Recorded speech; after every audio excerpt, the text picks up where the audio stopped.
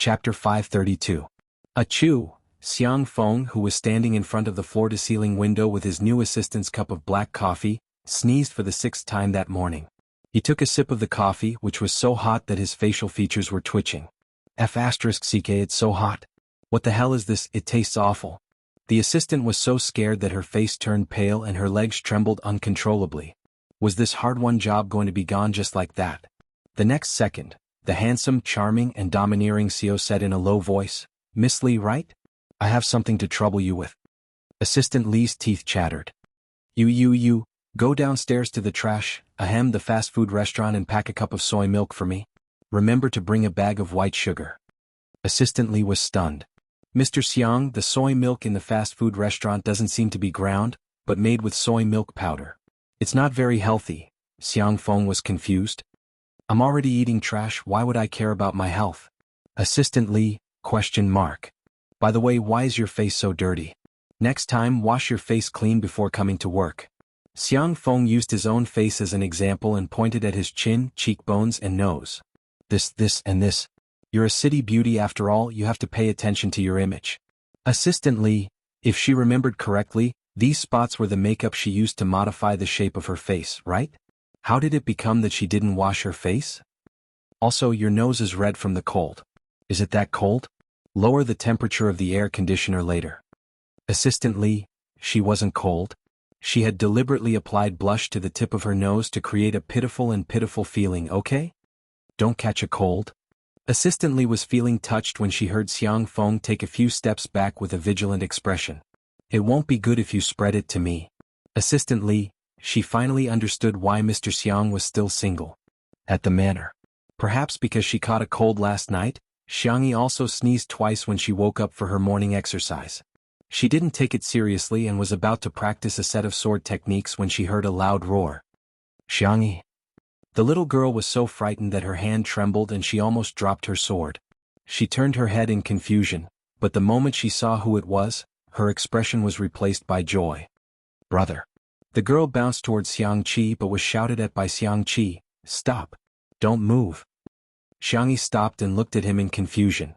Tall and well-proportioned, the man who could instantly outshine countless models, strode forward as if he was walking on a catwalk full of aura. He took off his long windbreaker and covered the girl's head with it. Xiangyi opened her mouth, but before she could say anything she heard third brother say fiercely, "I'm telling you I'm angry." It was super cool. It's best that you remain silent. As he spoke, he nimbly helped Xiangyi put on the windbreaker. The girl wasn't short, but the man's windbreaker was still too big for her. It almost reached her ankles. Xiangqi put his hands on his waist. Who allowed you to sneeze?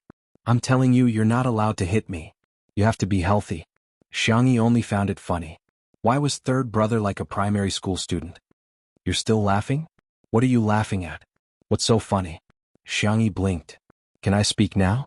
The most handsome and best brother in the universe, whoosh. Xiangqi's ears turned red in a second, but he pretended to be calm.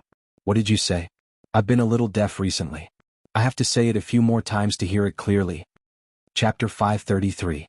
Xiangyi smiled and said, "Brother, you're the most handsome and dashing." Xiangqi said, "Go on, I'm still deaf."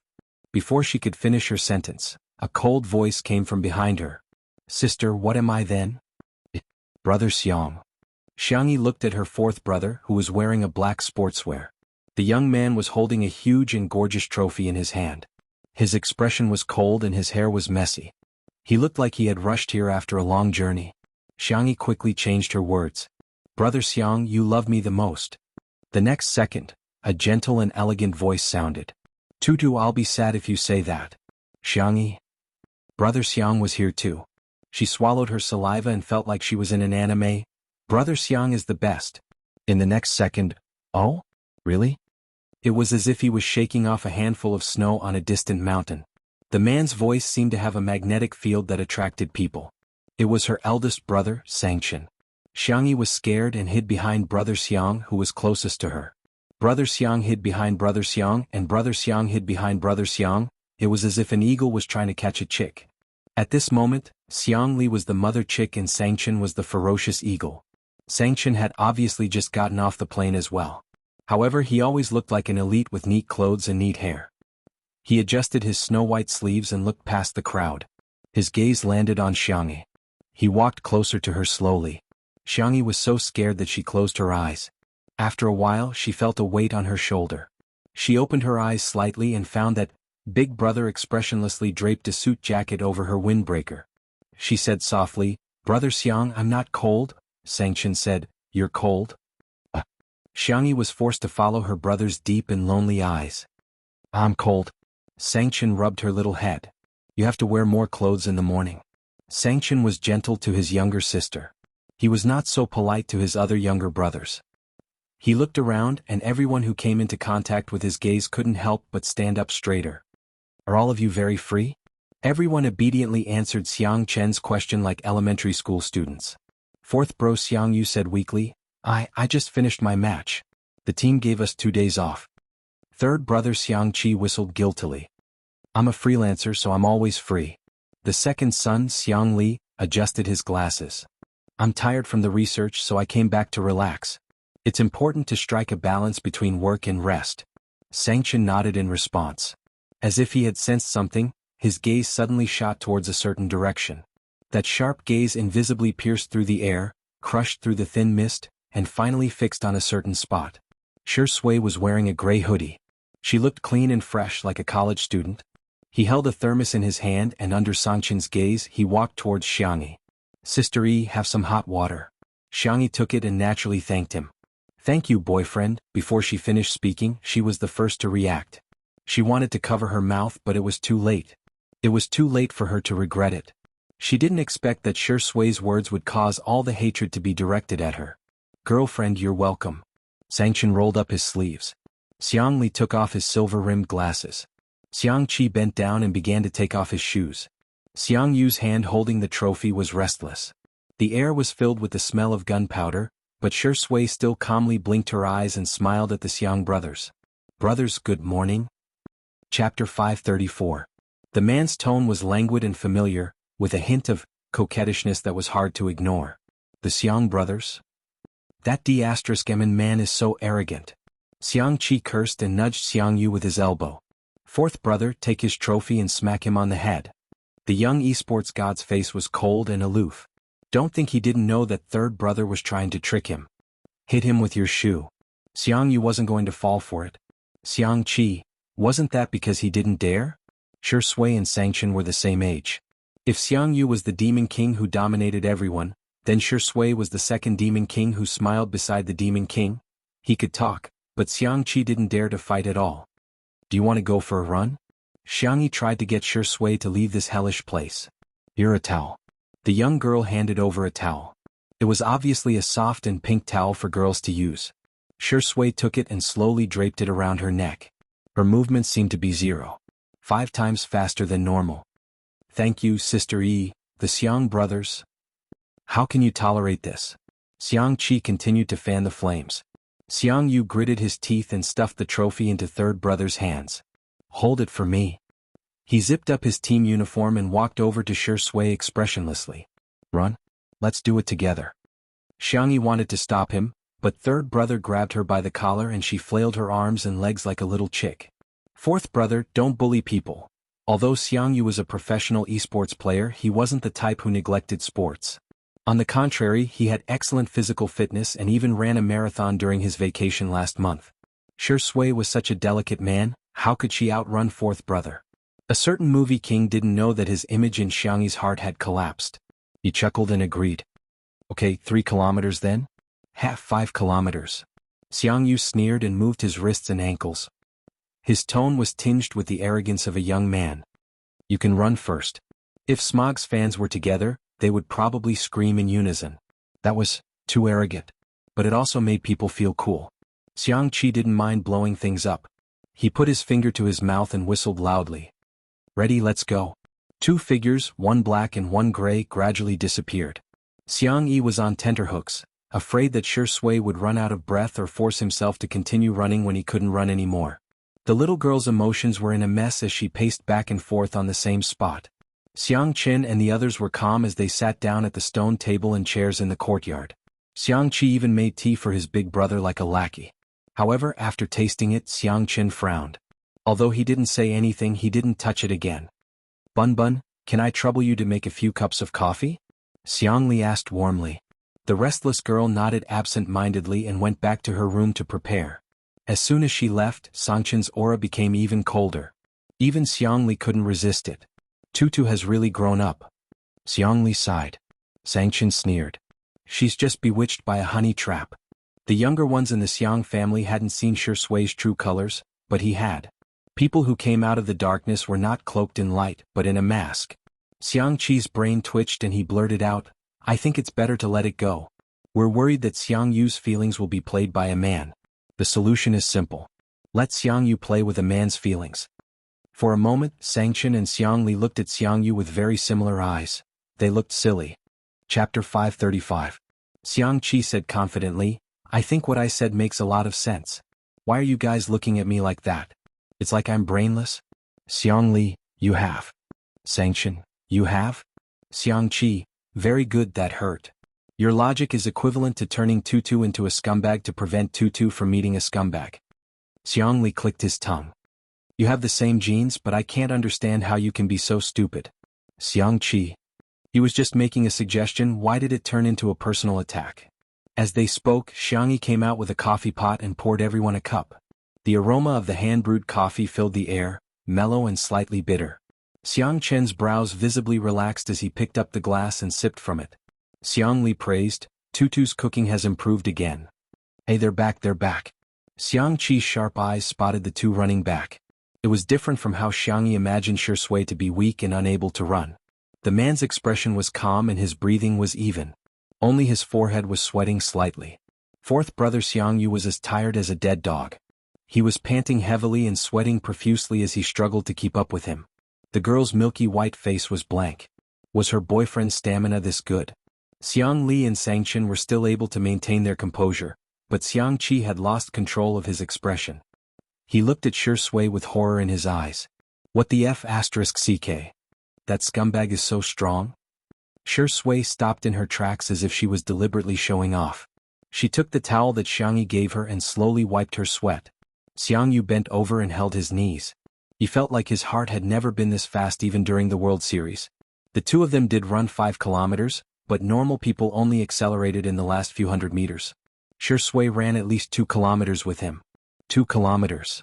Who could withstand this? His physical strength was quickly depleting. On the other hand, Shui looked as if nothing had happened. Xiang Yu suspected that he could continue running. What a freak. Too perverse. Brother, are you tired? Shui's question rang in his ears and Xiang Yu shuddered. Brother. Brother Shu, don't call me brother. How can I do that? I am Sister Yi's boyfriend. Of course, I have to follow how Sister Yi calls me brother. Shui grabbed a new towel and wiped Xiang Yu's sweat in a friendly manner. She even handed him a bottle of sports drink. Big brother, you work so hard playing esports every day, but you're also very good at sports. Xiang Yu. Although these words were embarrassing, but it feels so good. For a boy to be praised by an older brother whom he had admired since he was a child, this was undoubtedly a huge recognition. Not only that, but Shui also added, I don't know if Xiao Naofu has woken up yet. It seems to have gained weight recently. Its face is round and its belly is soft. Whoosh, Xiang Yu couldn't help but clench his fists. It's not fat. Brother Shu, don't call it fat. It'll be sad if it hears it. Sorry, it was a slip of the tongue. Shui looked innocent. It's not fat, it's just furry. Xiang Yu. Xiang Yu's furry instincts kicked in and he lost all reason. He no longer felt tired and rushed into the living room, looking everywhere for Xiao Naofu. Mimi. Mimi. Shui looked at Xiang Yi and sneered silently. Xiang Yi. She suddenly realized that her boyfriend seemed to be a little black-bellied? Chapter 536. A certain best actor, who had successfully obtained the first blood, said in a gentle and harmless manner, Brothers, you must be tired from the long journey. It's time for breakfast. Xiang Qi thought he had discovered a blind spot and stood up abruptly. How dare you order my sister to make breakfast? There's no rule in the Xiang family to order girls around. Although Xiang Yi was a good cook, the Xiang family didn't really let her cook much. Even if she cooked or washed the dishes, these chores were all done by the men. Xiang Yi coughed and said embarrassedly, Shui has been cooking recently. Her hand injury wasn't actually very serious, But Shi Sui treated her like a child who couldn't take care of herself and didn't let her touch pots and pans at all. Xiangyi's hands were itching. She couldn't wait to pick up a big pot and toss it a few dozen times. Xiang Qi didn't expect this answer. He was silent for 2 seconds and fully displayed the strength of a debater. Isn't it natural for boys to do housework? It's already so late and you still haven't let our tutu eat breakfast. Do you want her to starve? In Xiangyi's eyes, this scene was very much like a bossy, evil mother-in-law reprimanding a humble daughter-in-law in a TV series. The little girl gently tugged at his sleeve. Brother, don't be so fierce to him, Shi Sui timely answered. I'm fine, Sister E. Brother is right. I'll go make breakfast now. Xiangyi looked at Shi Sui. The man's long eyelashes just happened to be lowered, looking weak and docile. There's no rule in our family that boys eat at the table. The two looked at each other. Shi Sui seemed to reluctantly raise the corners of his mouth. Then he quickly took a shower and began to busy himself in the kitchen. The rice cooker had cooked the porridge on time in advance. Shi Sui cooked 2 home-cooked dishes with pickled vegetables and salted duck eggs. It looked quite a sumptuous meal. He laid out the dishes and was about to sit down when Xiang Qi came out to nitpick again. There's no rule in our family that boys eat at the table. Xiangyi's eyes widened. Since when did our family have such a rule? And big brother, you're also a boy. Xiang Qi added, boys other than my brother. She really hated her mother-in-law. Shi Sui said in a low voice, whatever my brother says. You guys enjoy your meal. I'll just go to the side and eat something. As he spoke, he took a bowl of porridge and moved to a small stool at the side. He obediently held the bowl and drank it in small mouthfuls. She was really weak, helpless, and pitiful. Those who heard this scene were heartbroken, and those who heard it shed tears. Xiangyi couldn't hold it in any longer. She sat down beside Shi Sui with a bowl of porridge in her hand. She accompanied her silently to protest against her third brother's feudal tyranny. Here, the duck egg yolks are for you. The girl gave all her duck egg yolks to Shi Sui. Shi Sui declined. Sister E, don't worry about me. Go back and have dinner with my brothers. I can't watch you suffer like this. It's okay for me to suffer a little. Hearing the conversation between the two, Xiang Qi was completely baffled. Dixum. He just wanted to bully Shi Sui, that bastard. Why did he push his sister to him? By the way, Sister E, I accidentally tore your apron. Shi Sui sighed. That's the one and only apron that my brother made for you. I'm sorry. I'll try to sew it up later. Xiang Qi was listening to their conversation. When he heard this, he became anxious. You can't sew it up. Where's the apron? I'll do it. Chapter 537. Brother, it's okay. I can stitch too. Although I'm not good at it, I'll try my best. A certain best actor started to speak. Xiang Qi was furious. How dare you touch my work when you know that you're not good at it? Xiang Qi could tolerate it in other aspects, but when it came to his own work, he was particular about excellence and impeccable. He could even be called a perfectionist. Shi Sui looked like a punching bag. Brother, I was wrong. Xiang Qi said aggressively, let me tell you, it's my job to stitch things for my sister. Don't even think about snatching it from me. Don't even think about it in this lifetime. In this world, I'm the only one who can make the most beautiful little dress for my sister. I'm so envious of Sister E for having such a good brother like you. This sentence accurately hit Xiang Qi's heart. He cleared his throat and suddenly felt that Shi Sui was much more pleasing to the eye. Well, it was all right. Anyway, with his handicapped skills, he definitely wouldn't be able to threaten his position in his sister's heart. At this thought, Xiang Qi suddenly felt relieved.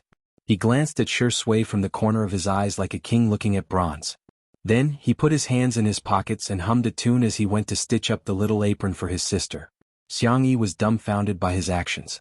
This works too? Hashtag what should I do if I suddenly find out that my boyfriend is black? Hashtag Xiang Yu and Xiang Qi were taken down one after another. Xiang Li and Sangchen looked on coldly from the sidelines. These two intelligent men naturally wouldn't be bewitched by Shi Sui's little tricks. Shi Sui wasn't in a hurry. After finishing her porridge, she took the initiative to clean up the table. She even pretended to wash all the dishes by hand without using the dishwasher. It could be said that she was virtuous to the extreme. Xiang Li said, it's just an act. Sangchen said, haha. The two of them were not moved at all. However, it had to be said that this action had subtly made a good impression on them. In the living room, Xiang Yu let go of himself and hugged Xiao Naofu, kissing and sucking. Xiao Naofu revealed a forced expression. Xiang Qi skillfully sewed the small apron for his sister and took out some cloth to make a few bows for his sister's hair. Sangchen used his laptop to reply to his work emails while massaging his temples from time to time. On the other hand, Xiang Li and Xiang Li were discussing the collaboration between Little Rabbit Farm and Nanqing Research Institute. The atmosphere was quite harmonious. However, when Shi Sui walked out of the kitchen, the balance was broken. Seeing that the atmosphere was about to explode, Xiang Yi hurriedly tried to ease the tension and asked casually, "Shi Sui, who won the last Nanqing Agronomy Award? I kind of want to plant that super pumpkin he developed." "Shi Sui, let me think." Xiang Li scoffed.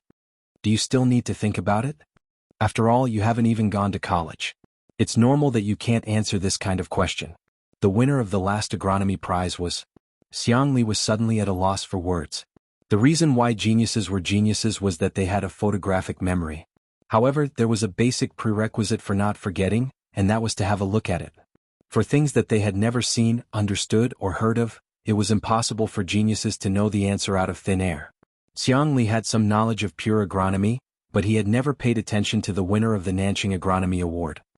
"It's teacher Lin Zhengyu, right?" In the almost suffocating silence, Shi Sui casually mentioned a name and then gave a speech that could be called the King of Tea. "Big brother, you're already very outstanding. It's normal for you to have blind spots in your knowledge occasionally." Xiang Li, F***CKU. Chapter 538. Shi Sui, brother, are you angry? "I'm sorry, I didn't do it on purpose." Xiang Li, "I didn't." A certain actor tugged at Xiang Yi's sleeve. "Sister Yi, brother is angry with me. It's all my fault for affecting brother's mood." Xiang Yi's heart softened. She helped to plead for him. "Brother, don't be angry, okay? Shi Sui has a point. Brother, you're too strict with yourself. Even geniuses aren't omniscient and omnipotent. Also, Shi Sui didn't go to university.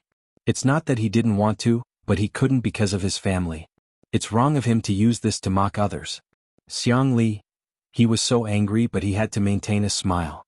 Xiang Li, who had successfully suffered a loss, adjusted his glasses with his fingers and felt a little depressed. Forget it, he admitted defeat. He had been careless. He had underestimated Tutu's feelings for this dog of a man. However, Big Brother had not made a move yet. Xiang Li smiled ambiguously and sat down on the sofa in a comfortable position, waiting for Shi Sui to be tortured by Big Brother. As expected, when Sangchen hit the last enter key, he looked up and raised his eyebrows slightly at Shi Sui.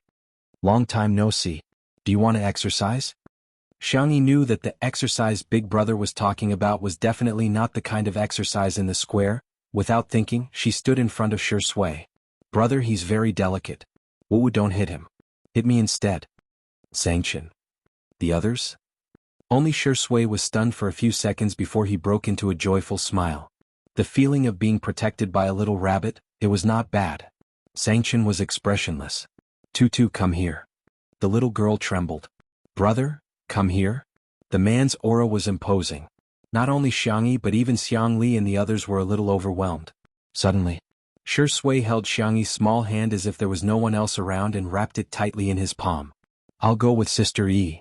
The young girl's doe eyes lit up. "Sangchen," Xiang Qi secretly complained, "does this dog of a man really think we're dead?"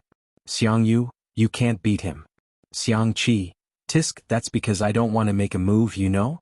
Xiang Yu, "You can't beat him." Xiang Qi, "As long as I get serious, even Big Brother will lose to me." Xiang Yu couldn't be bothered with him and retorted, "Go ahead if you're so good." Xiang Qi covered his mouth with his finger and coughed twice. Using violence to solve problems is a method that only low-level creatures would use to solve disputes. The next second, Sangchen took off his suit jacket and threw it on the armrest of the sofa next to him. His voice was low and mellow, as cold as snow. "Tutu, get out of the way.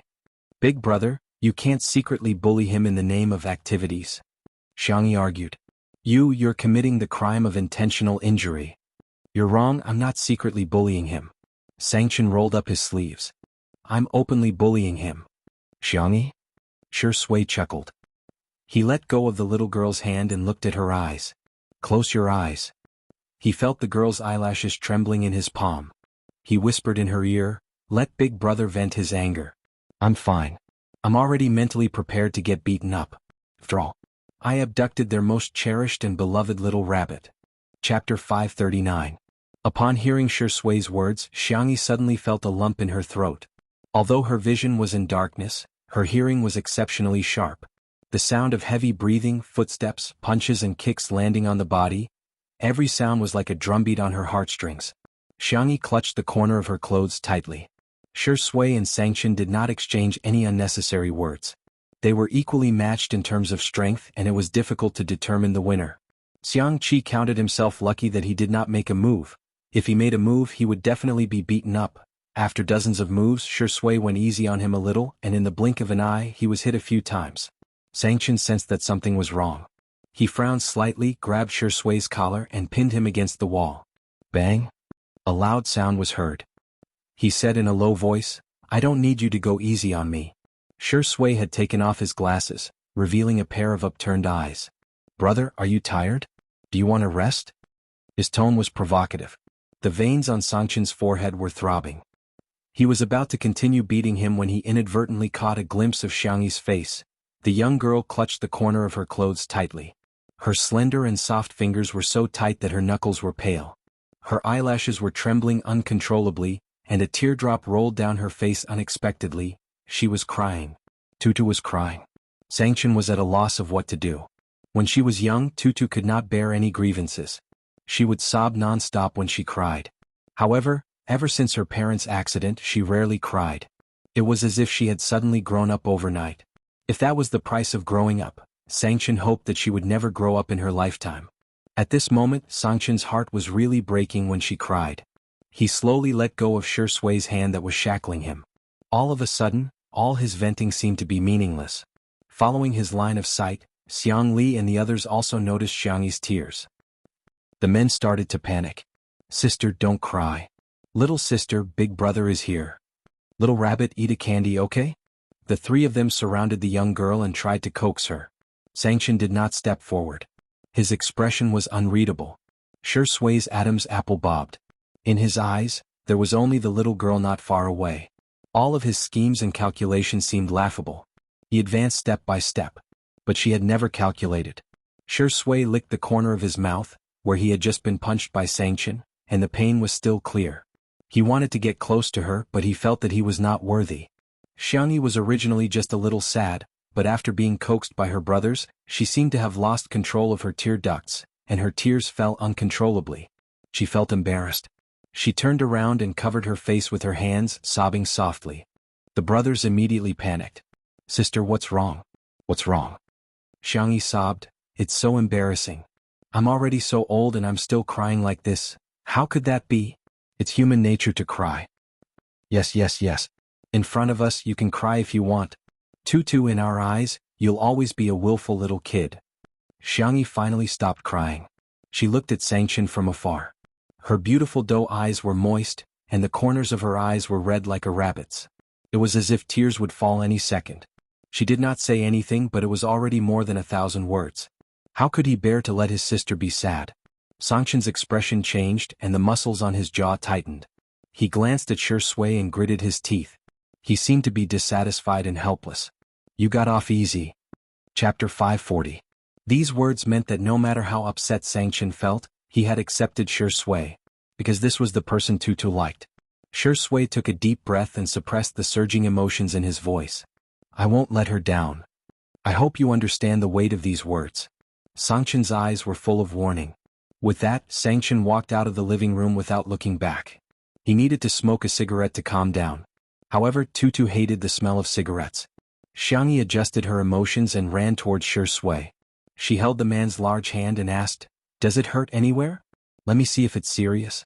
This scene was an eyesore to the brothers of the Xiang family. However, Xiang Yu had been the head of the family since he was young. Judging from his attitude, he had obviously accepted Shi Sui. Xiang Yu clenched his fists and said seriously, "Brother Shi, you've been the brother I respected since we were young. My sister is the treasure of our family. I hope you can treat her well." Xiang Qi said in a harsh tone, "Shi, I'm telling you, if you let my sister suffer, I won't let you off." Xiang Li wiped his glasses with an alcohol pad. His temperament was refined, but the words he spoke were inexplicably chilling. "You better understand that our family's bunny is definitely not a girl you can treat casually." Shi Sui nodded. "I'll take your words to heart. What should I do?" What should I do when this D*Emin man calls me brother? He suddenly understood why Xiangyu had gone out. The three of them were silent and left the living room at the same time. They were afraid that if they stayed any longer, they wouldn't be able to resist beating up Shi Sui. Even after they left, Xiangyu was still in a daze and in disbelief. My brothers, agreed to let us be together? Shi Sui chuckled. It seems so! Xiangyu's eyes sparkled. That's great, that's great. Thank you, Sister Yi, for bringing me to meet my family. And thank you, Sister Yi, for giving me a status. Hearing this, Xiangyu was a little embarrassed. It's my duty to bring my boyfriend to meet my family. Shi Sui rubbed her soft hair and said apologetically, I'm sorry, Sister Yi. I'm afraid I can't take you to see my family for the time being. Xiangyu had heard a little about Shi Sui's family situation. Shi Sui was brought up by her father and the two of them were very close. His master was a famous painter. His attainments in art had reached the point of perfection. He could be called a master. Unfortunately, he had a mental problem and was currently recuperating abroad. Mother Shi worked hard in the business world. She had gone through bankruptcy before, but she had made a comeback. She was a typical career woman. Xiangyu had heard that she had a deep conflict with Shi Sui, but he didn't know the details. It's okay. Let nature take its course. Not only did Xiangyu not take it to heart, she even comforted Shi Sui. Uncle will definitely get better. The two of them were talking when they were suddenly interrupted by a series of footsteps. Oh my God, Sister Yi, why did you summon all your brothers? Li Jinyu was dancing with excitement. How long have they been in the manor? Xiangyu thought for a moment. They should all be here today. Li Jinyu did an exaggerated slide and rushed in front of Xiangyu. Sister Yi, did you know? You have a halo on top of your head. The four brothers of the Xiang family were all here. How interesting. How interesting. The guests of other families were making the director worry. A guest like Xiangyu is really rare. Chapter 541. Not only did they not have to worry, but they also brought along their own guests. Xiangyu, it's okay for them to be on camera, but I don't know if today's guests will mind. Today's guests seem to be very important. The current guests were basically invited before Two Under One Roof became popular, and it took Li Jinyu a lot of effort to invite them. Although it was a live broadcast, Xiangyu was worried that the guests would mind being robbed of the limelight. It's okay, Director Zheng is a very nice person. Shi Sui explained in a gentle voice. He won't mind this. Director Zheng was a TV drama director, and he was the one who directed the drama that made Shi Sui win the Best Actor award. The two of them were very close. That's good, that's good. Li Jinyu was relieved and looked at the time. Seeing that it was about time, he hurriedly said, Director Zheng is probably coming soon, I'll go to the door to greet him. By the way, Daddy Shi, why are you in such a mess? There was also a footprint on the front of Shi Sui's sweater. The man's expression did not change. I'll go change and go with you. He went back to his room. After changing his pants, Shi Sui took off his sweater and casually chose a white shirt from the cloakroom. Just as he was about to put it on, there was a knock on the door. He immediately recognized Xiangyu from the familiar rhythm. His thin lips curled slightly, and he hung the shirt back on the hanger before opening the door. A girl holding a medical kit entered his sight. Xiangyu looked up and saw Shi Sui without a shirt. Her eyes widened, but she still pretended to be calm. Aren't you cold? Shi Sui smiled and asked instead of answering, Do I look good? Xiangyu's face instantly burned. What should I do? She felt that Shi Sui's face was good-looking, his Adam's apple was good-looking, his collarbone was good-looking, and his abdominal muscles were also good-looking. Every part of his body just happened to be on her aesthetic level. The tips of Xiangyi's ears turned red and she stole a glance at Shi Sui's V-line belt. That's it. Don't let your imagination run wild. I'll check it for you. The man's skin was cold and fair, and his thin layer of muscles were toned and strong. He did not look weak. A few bruises were particularly conspicuous. Xiangyu pressed a few times and asked Shi Sui how she felt. After confirming that his bones weren't injured, the young lady heaved a sigh of relief. It seemed that Big Brother still had a sense of propriety. She looked up and met Shi Sui's eyes, which were as dark as the abyss. Her heart skipped a beat. Do you like it? She heard Shi Sui ask in a hoarse voice. Xiangyu's ears turned even redder. She stuffed the medical kit into his hands and said, Apply some ointment or paste some ointment on yourself. How can a boy be so casual? You have to protect yourself when you're outside. Don't wear such revealing clothes. Shi Sui chuckled. Sister Yi, are you afraid that others will take advantage of me? Xiangyu said seriously, it's hard to fathom a person's heart.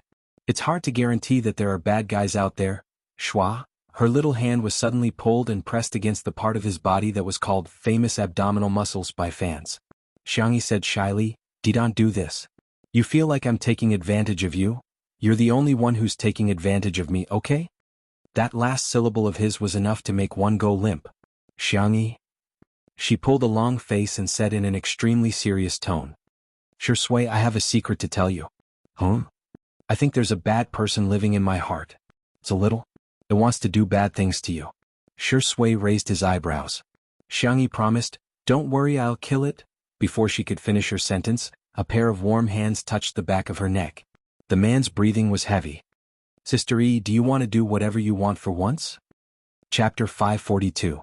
Wherever his slender and well-defined fingertips touched, there seemed to be traces of electric current, spreading an inexplicable itch.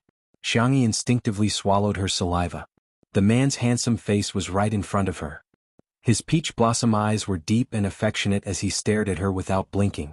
You should put on your clothes properly. Boys should look like boys. Sister E, don't you like it?" "Huh?" The distance between the two of them was so close that they could hear each other's breathing clearly. The girl's slender neck was stained with a thin layer of crimson. Her voice was as soft as a mosquito's hum. "I like it." Not only did she like to look, but she also wanted to poke it. Shui smiled and led the girl's hand to his lower abdomen. "How about now? Are you happy?" "Xiangyi?" The girl's neck and ears were completely red. She looked like a deep-fried spicy crayfish that had just been fished out of a hot pan. His eight-pack abs were well-defined, and his Apollo's belt was smooth and snaking to the side of his pants. Apart from his body temperature, she could even feel the explosive power contained in his muscles. Her fair fingers trembled slightly. Xiangyi curled her fingertips and said softly, "I'm happy, then I'll tell Sister E a secret too." Shui moved closer to Xiangyi's ear. His hot breath sprayed on the girl's neck. "In my heart there's also a dark villain. It's unbearable, despicable, and dirty. It has long been premeditated against you. It's scheming against you. It's scheming against you. It's scheming against you." Xiangyi listened quietly. This was the first time Shui had analyzed his own heart to someone. He looked at the girl's clean and clear doe eyes. His voice was hoarse. "Sister E, I don't seem to be worthy of your love." Before he could finish his words, the girl interrupted him. "I know." Xiangyi looked straight at him and repeated, "I know. I know everything." It wasn't that she didn't know anything. She just chose not to understand. "Shui, I have a lot of flaws too. Just like you, we're not perfect people, but it doesn't matter." She broke into a gentle and radiant smile. "Let's become better together, okay?" At this moment, the thousands upon thousands of mountains scattered, leaving only the young girl's figure in his eyes. Shui's Adam's apple moved. He had thought of countless answers, but he had never thought that Xiangyi's response would be this. "You don't mind me scheming against you?" Xiangyi blinked her eyes. "I think that you're really cute when you play tricks." "Actually..." She was a little embarrassed as her cheeks heated up. "Actually, I'm also worried that I'm not good enough. I'm worried that I won't have a place in your heart. That's why I'll always put on my best face in front of you. Actually, I'm not that good." Her little hand was held tightly. "Shui, you're good." "Xiangyi, nice to meet you too." The two of them looked at each other and burst into laughter. "Can you put on your clothes now?" Xiangyi cleared her throat. "Do you think that I don't know that you didn't put on your clothes on purpose?" Shui chuckled. "You even found out?" The girl looked around and saw that there was no one around. She tiptoed and whispered into his ear. "You're indeed a famous abdominal muscle. The netizens didn't lie to me." After saying that, the girl's whole body was burning up. She ran out in her slippers. Shui stood there with a smile in his eyes. The dark little person in his heart finally welcomed a gentle glimmer of light that wanted to dash forward regardless of her own safety. Chapter 543. The brothers of the Xiang family had mixed feelings when they saw little Bunny running out of the living room with a flushed face. Their little Bunny was being chased by a dog just like that. Who would be happy about that? Not long after, Shui came out in a fresh set of clothes. He was wearing a simple white shirt that looked clean and fresh. As a basic hospitality, Xiangyi and he went to the door to welcome Director Zheng. Just as the two arrived at the door, Director Zheng's car happened to be there. Director Zheng had an average figure and was slightly plump. He had a good attitude and liked to wear sportswear, so he looked much younger than his actual age. However, there was someone else who got out of the car with Director Zheng. It was Zhui. The man was wearing a sweat-absorbing fitness suit that accentuated his firm muscles. His wheat-colored skin looked healthy and sunny, and his handsome features gave off a chivalrous vibe. The moment she saw him, Xiang Yi's brows furrowed. The audience, on the other hand, was excited. What the F***ck, what did I just see? Friends, please share your shock on the public chat. Amazing. They actually managed to invite Best Actor Zhuo to their show? Wow, Best Actor Zhuo is still as handsome as he used to be. He's so handsome. Seeing that Zhuo Yi had actually come, Li Jinyu was extremely disgusted. Zhuo Yi also had a livestream variety show, which was a parody of Muyao TV's Two Under One Roof. Although it wasn't as popular as Two Under One Roof, the combination of livestream variety shows and food elements made it very popular. Those who didn't know better would probably think that it was a joint venture between the two variety shows. Director Zheng was an introverted person. Although he had a good relationship with Shi Sui, he didn't talk much. Besides, it was his first time participating in a live stream and he was a little nervous. After a simple greeting, he remained silent. Zhui Yi came uninvited, but he didn't feel awkward at all. Instead, he enthusiastically chatted with him. Xiao Sui, long time no see. You've become even more handsome recently. Hey, you must be sistery. You're so cute, you look like a doll. Shi Sui nodded slightly in response. Xiang Yi became even colder and didn't say a word. At first glance, their attitude was too impolite, and some netizens immediately denounced them.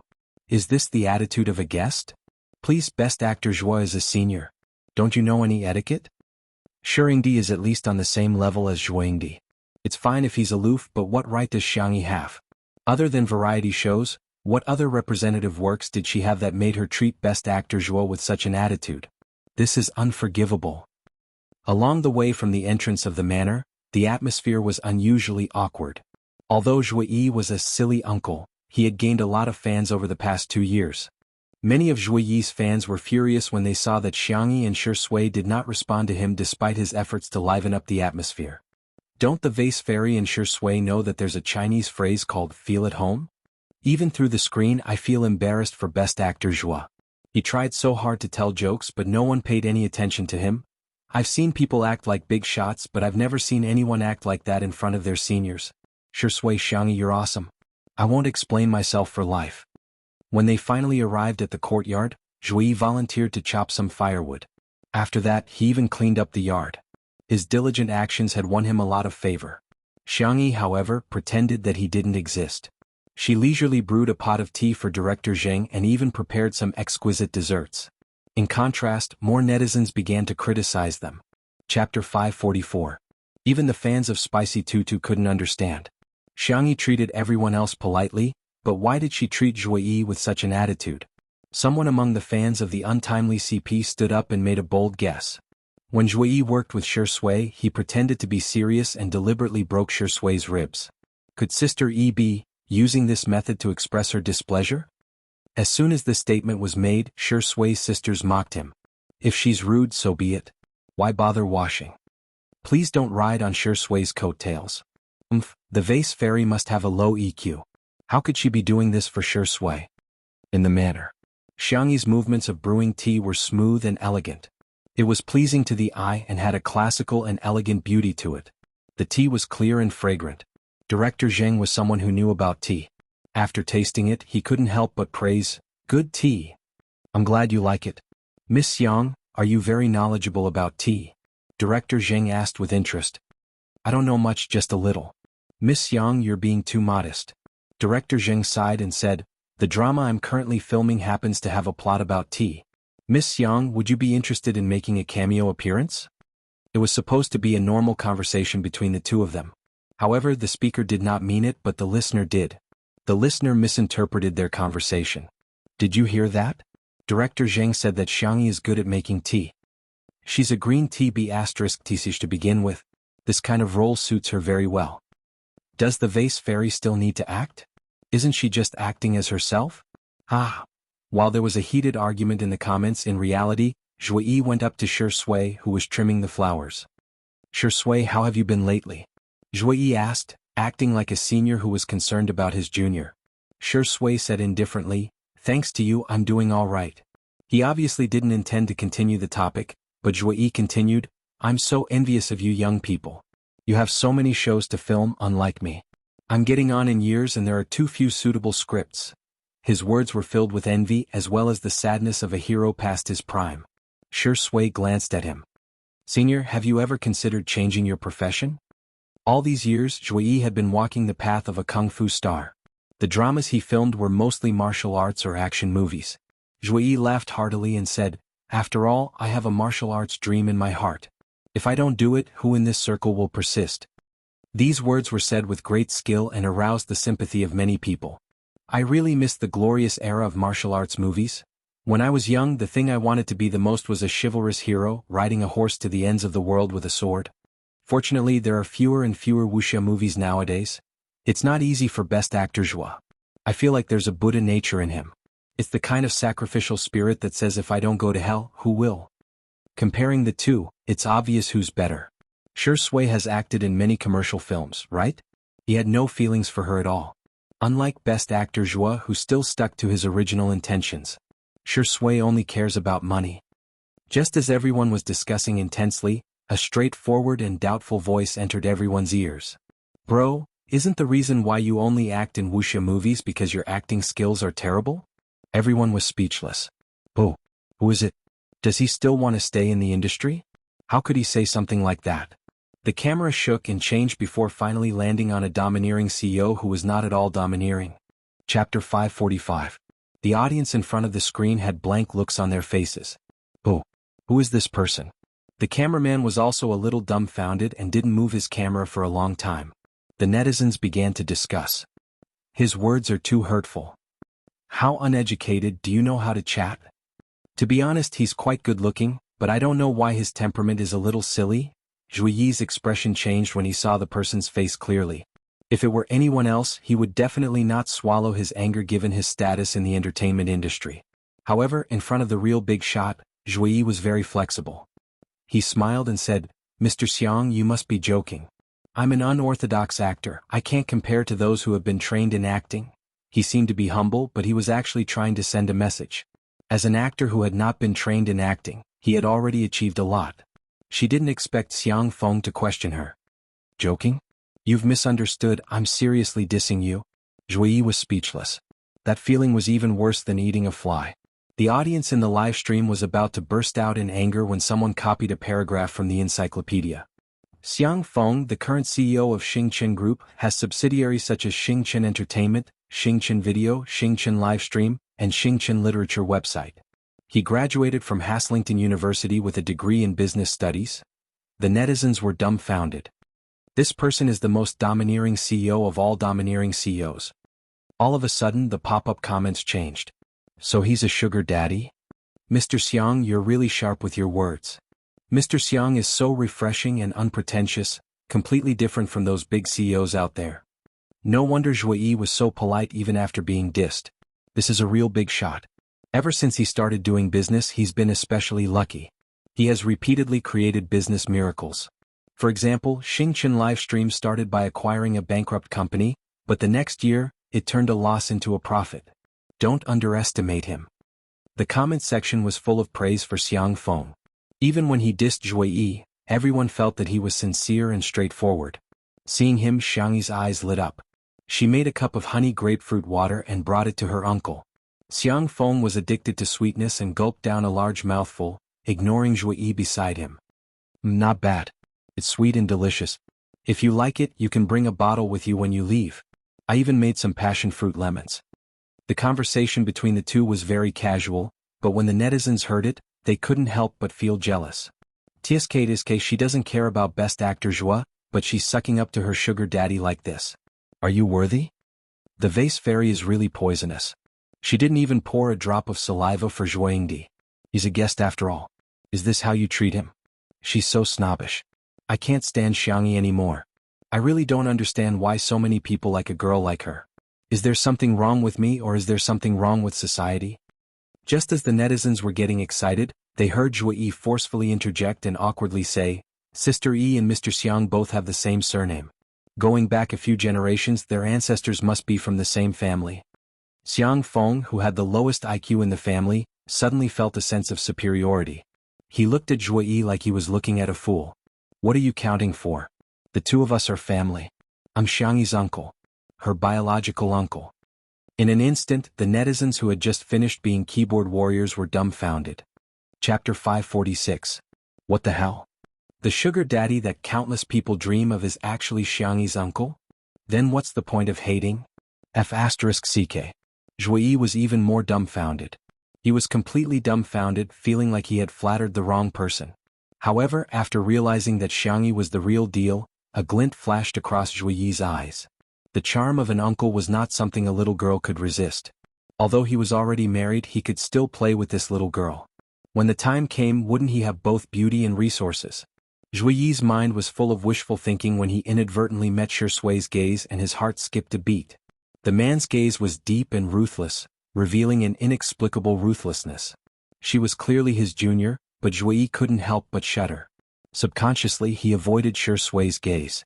Haha, so you two are relatives, no wonder you look so similar. Zhuo Yi was the typical type of person who would let others feel awkward as long as he didn't feel awkward. He even kept calling her Sister E. I heard that Sister E is preparing to act in a drama? Do you need me to tell you some things you need to take note of? It's all based on our experience. Xiangyi said coldly, thank you but no need. Zhuo Yi laughed dryly. Haha, Sister E really has a personality. In the live stream, smoke rose again. What's wrong with Xiangyi? How can she talk to her senior like that? I'm speechless. Movie King Zhuo was kind enough to impart his experience to you. Not only did you not accept it humbly, you even rejected it. I just fell into the trap today. Is this the gentle Xiangyi you guys boast about? Her EQ is obviously low. I can't watch anymore, I'm going to turn off the live stream. The next second, Xiang Feng unceremoniously retorted, does our Xiangyi need you to teach her? Are you worthy? This extremely dramatic scene directly pushed the development of the plot to the climax. Many viewers who like to watch a good show watched with relish while munching on melon seeds. Fight, fight, fight, hurry up and fight. Xiangyi's coldness didn't matter, but Xiang Feng's rebuttal made Zhuo Yi break out in a cold sweat. What did he do wrong? Would he offend the president of Star Group? President Xiang, yes, I'm not worthy. Zhuo Yi's tone was humble and he wanted to slip away. I saw a water tank in the small kitchen. I'll go get some water. There was tap water in the manor, as well as a well he had dug himself. It tasted fresh and slightly sweet. Zhuo Yi put his arm around Shui's shoulder as he walked. They looked like brothers. Little Shui, let's go together. Let's try to fill them up as soon as possible. Shua, his arm was grabbed by a fair hand and he was suspended in the air. Zhuo Yi stared at Xiangyi in astonishment. The girl was expressionless. Don't touch him. Zhuo Yi chuckled and said, Sister E, are you misunderstanding something? My relationship with him is very good. Right, little Shui?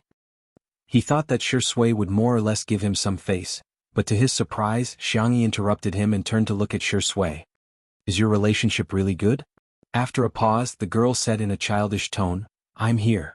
You can tell the truth. Shui stared at her quietly. After a few seconds, she suddenly chuckled. Oh, little Shui, you. Zhuo Yi's eyes widened like copper bells. Did you hear that? Xiangyi's tone was cold. Stay away from Shui. You don't deserve to appear in front of him. No one cares about him. I do. Chapter 547. The wind seemed to have stopped. It was as if someone had pressed the pause button, and there was silence all around. Zhuo Yi's expression changed again and again. He wanted to hold it in, but in the end he couldn't calm down. Although eating well for all 3 meals wasn't bad, it still couldn't compete with 2 under one roof. The gap between the 2 variety shows was getting wider and wider.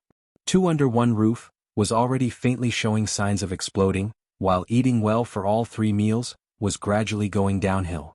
Zhuo Yi couldn't figure out why there was such a huge gap in popularity between the 2 shows, which were both about delicious food and public displays of affection.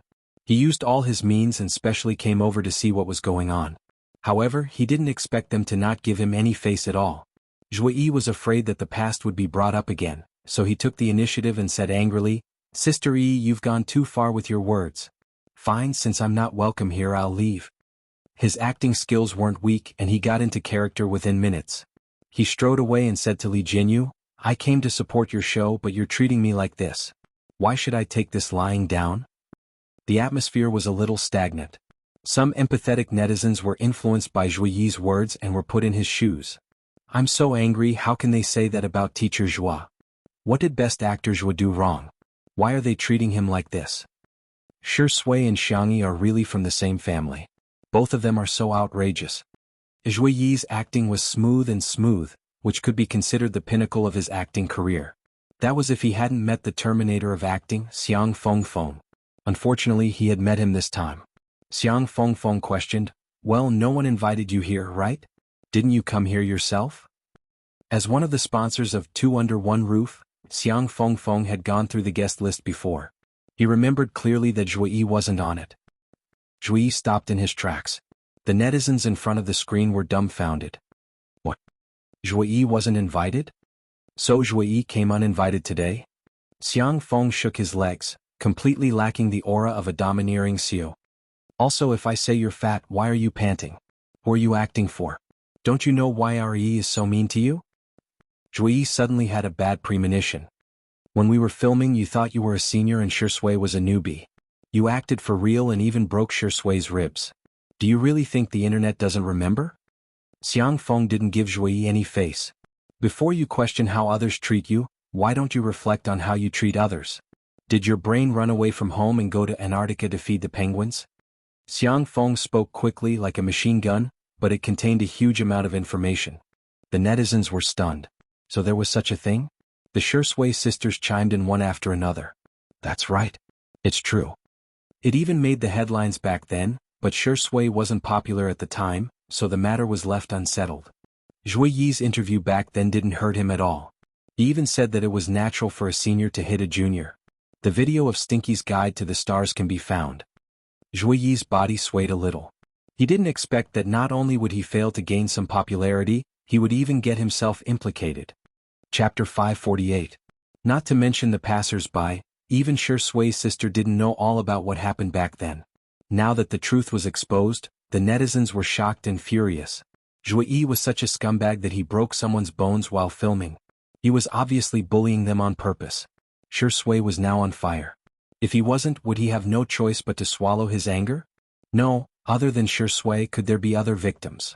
Some netizens who were more active had already started digging deeper into the matter. In reality, Zhui Yi wished he could dig a hole and bury himself in it. He didn't know whether to leave or stay, so he was tormented on the spot. Xiangyi suddenly said, "I'll walk you out." The cameraman wanted to follow, but Xiangyi gestured for him to stop. Although he didn't understand her intention, the cameraman still stopped. Shi Sui frowned and wanted to follow, but was stopped by Xiangyi. "Be good, I'll be back soon." The man was silent for 2 seconds and nodded slightly. Xiangyi gestured, "Mr. Zhuo, please?" Zhui couldn't figure out what Xiangyi was thinking, but he was afraid of Shi Sui and Xiang Feng, so he could only nod stiffly. They walked to the gate in silence. Xiangyi stopped and looked at Zhui. The girl's eyes were clear and her facial features were exquisite. When she looked at Zhui, his heartbeat became erratic. Zhui looked at Xiangyi affectionately. He thought that he had the charm of a middle-aged man and had charmed many young girls. "Xiangyi, do you have something to tell me?" "Yes." Hearing this, Zhui Yi's smile became even brighter. He ran his hand through his hair and said, Go ahead, I'm listening." A question mark slowly appeared above Xiangyi's head. She couldn't understand what the man in front of her was thinking. He was so ordinary, but why was he so confident? Our Shi Sui is generous and kind. He has a soft and delicate heart. Zhui was confused. Shi Sui, soft and delicate. Can these words be used together? He doesn't hold grudges, but I'm a very petty person. I can't bear to see him suffer. Zhui? Xiangyi calmly tied up her hair and rolled up her sleeves. That's why I'm prepared to stand up for him. When Zhui heard this, he found it rather funny. "Little girl, so you really do like Shi Sui. But, did I forget to tell you that I'm a martial arts star? The martial arts stars of their generation all knew real kung fu. Otherwise, he would not have been able to break Shi Sui's bones so easily. He had already made up his mind. The moment this young lady made a move, he would turn around to subdue her and force a kiss on her. There was no guarantee that this young lady would not fall for him. With his martial arts, it would be easy for him to deal with a little girl who was still wet behind the ears. Kacha. Ah. The crisp sound of dislocation was accompanied by a scream that sounded like a pig being slaughtered. Xiangyi's move was too fast. Zhui did not even have time to react before his arm was dislocated. "I forgot to tell you that I'm quite good at fighting." Xiangyi did not waste time talking nonsense. She exerted force with her small hands and accurately repositioned Zhuyi's dislocated arm. Oh! The continuous screams shook away the birds that were perched on the branches. Zhuyi was in so much pain that he broke out in a cold sweat. However, he heard something that made him tremble with fear. I also forgot to tell you that I can not only fight but also heal. The young lady looked at him and smiled gently and harmlessly. Chapter 549. In the living room of the manor. Xiang Feng dug his ears. Did you guys hear anything? No one answered him. Shi Sui lowered her eyes, thinking about something. The brothers of the Xiang family knew that Xiang Feng was a chatterbox.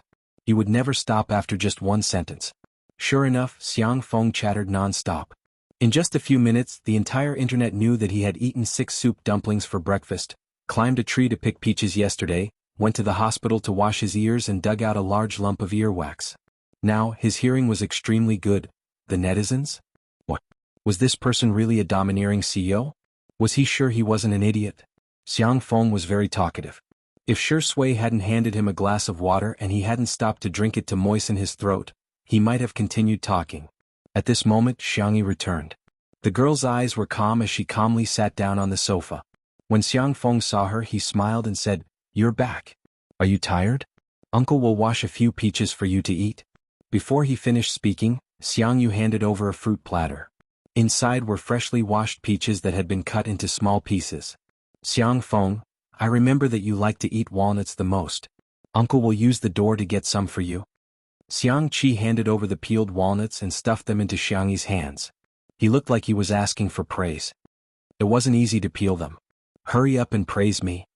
Xiang Feng, then I'll make you a cup of milk tea. Little sister, your favorite is jasmine milk green. Xiang Li's voice was gentle as he placed the freshly made milk tea that was still steaming on the small coffee table in front of Xiangyi.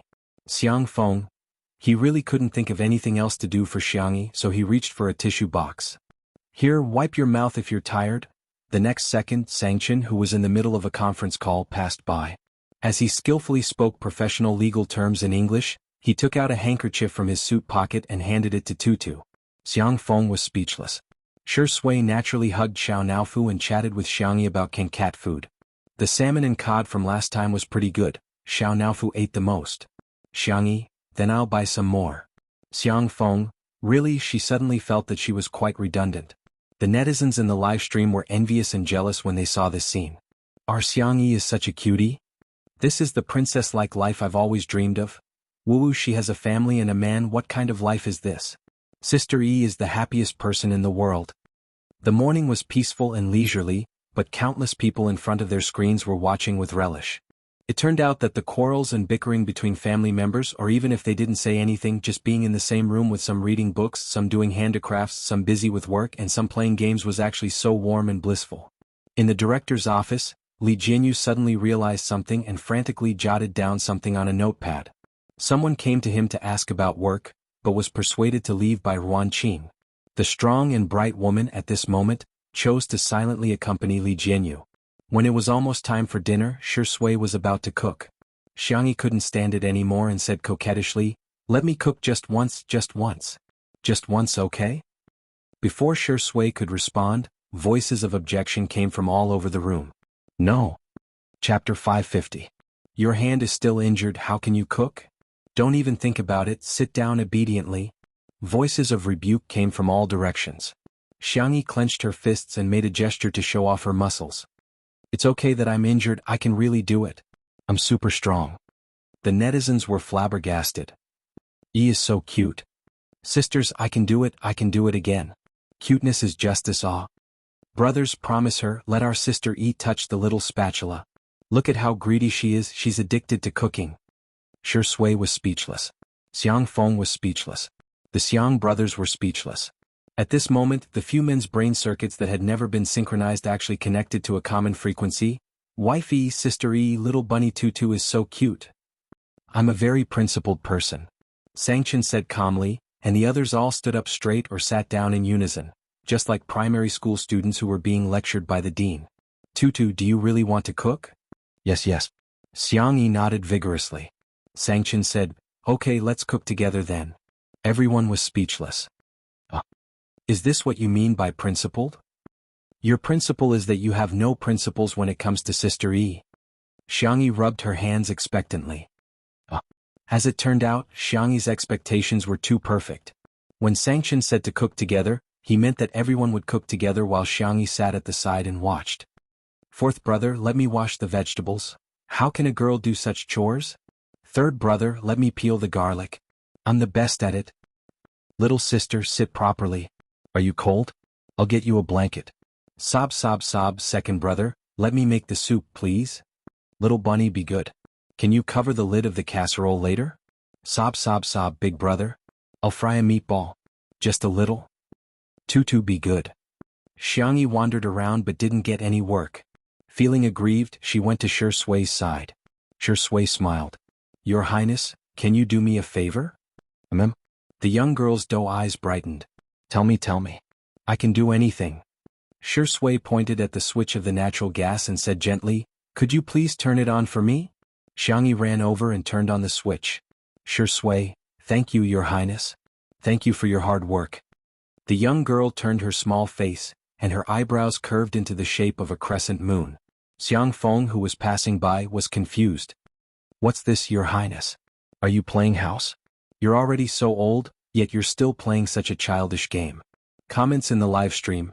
Someone kill me to liven things up for Shi Sui's sister E. It's so sweet, so sweet. Shi Sui is really good at sweet talking. This is the right way to coax your wife. Sister Yi's smile is beautiful, but Xiao Xiang is asking for a beating when he speaks. In the director's office, Li Jinyu finally stopped writing and drawing. He leaned against the wall with a huge grin on his face. Have you found inspiration? Wan Qing asked. That's right. Li Jinyu chuckled. Sister E is my muse of inspiration. Next, I want to do a variety show between family members. Let's do it together? Wan Qing chuckled. Haven't you been squeezed enough by me? Li Jinyu coughed nervously. He rubbed his hands and whispered like a mosquito. I'm willing to be squeezed by you. Chapter 551. The temperature in the room seemed to rise all of a sudden. After Li Jinyu finished speaking, he felt particularly embarrassed. He first fanned himself with his notebook, but it couldn't dispel the heat that arose from the bottom of his heart. He stood up and the chair creaked. Ahem, it's too hot. I'm going out to get some air. Whoosh, his wrist was suddenly grabbed. As far as his eyes could see, the woman's soft fingers and imperial red manicure were clean and beautiful. Do you want to try it? Let's do it together, Wan Qing asked with a smile.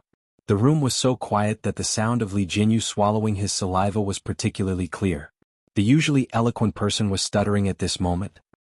I want to ask you mean together or maybe together with what I think together? Wan Qing smiled. What else? Li Jinyu was speechless. He asked cautiously, then what should we name our child? Wan Qing, ?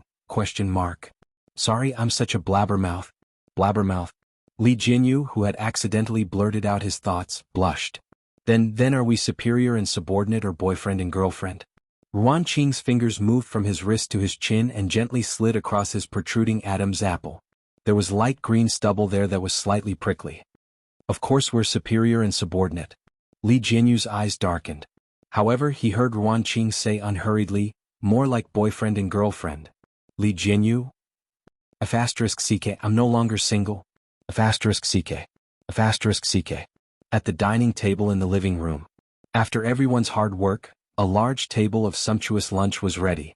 Although not everyone's cooking skills were good, the atmosphere of the family cooking one or two dishes and eating together in the end was really good.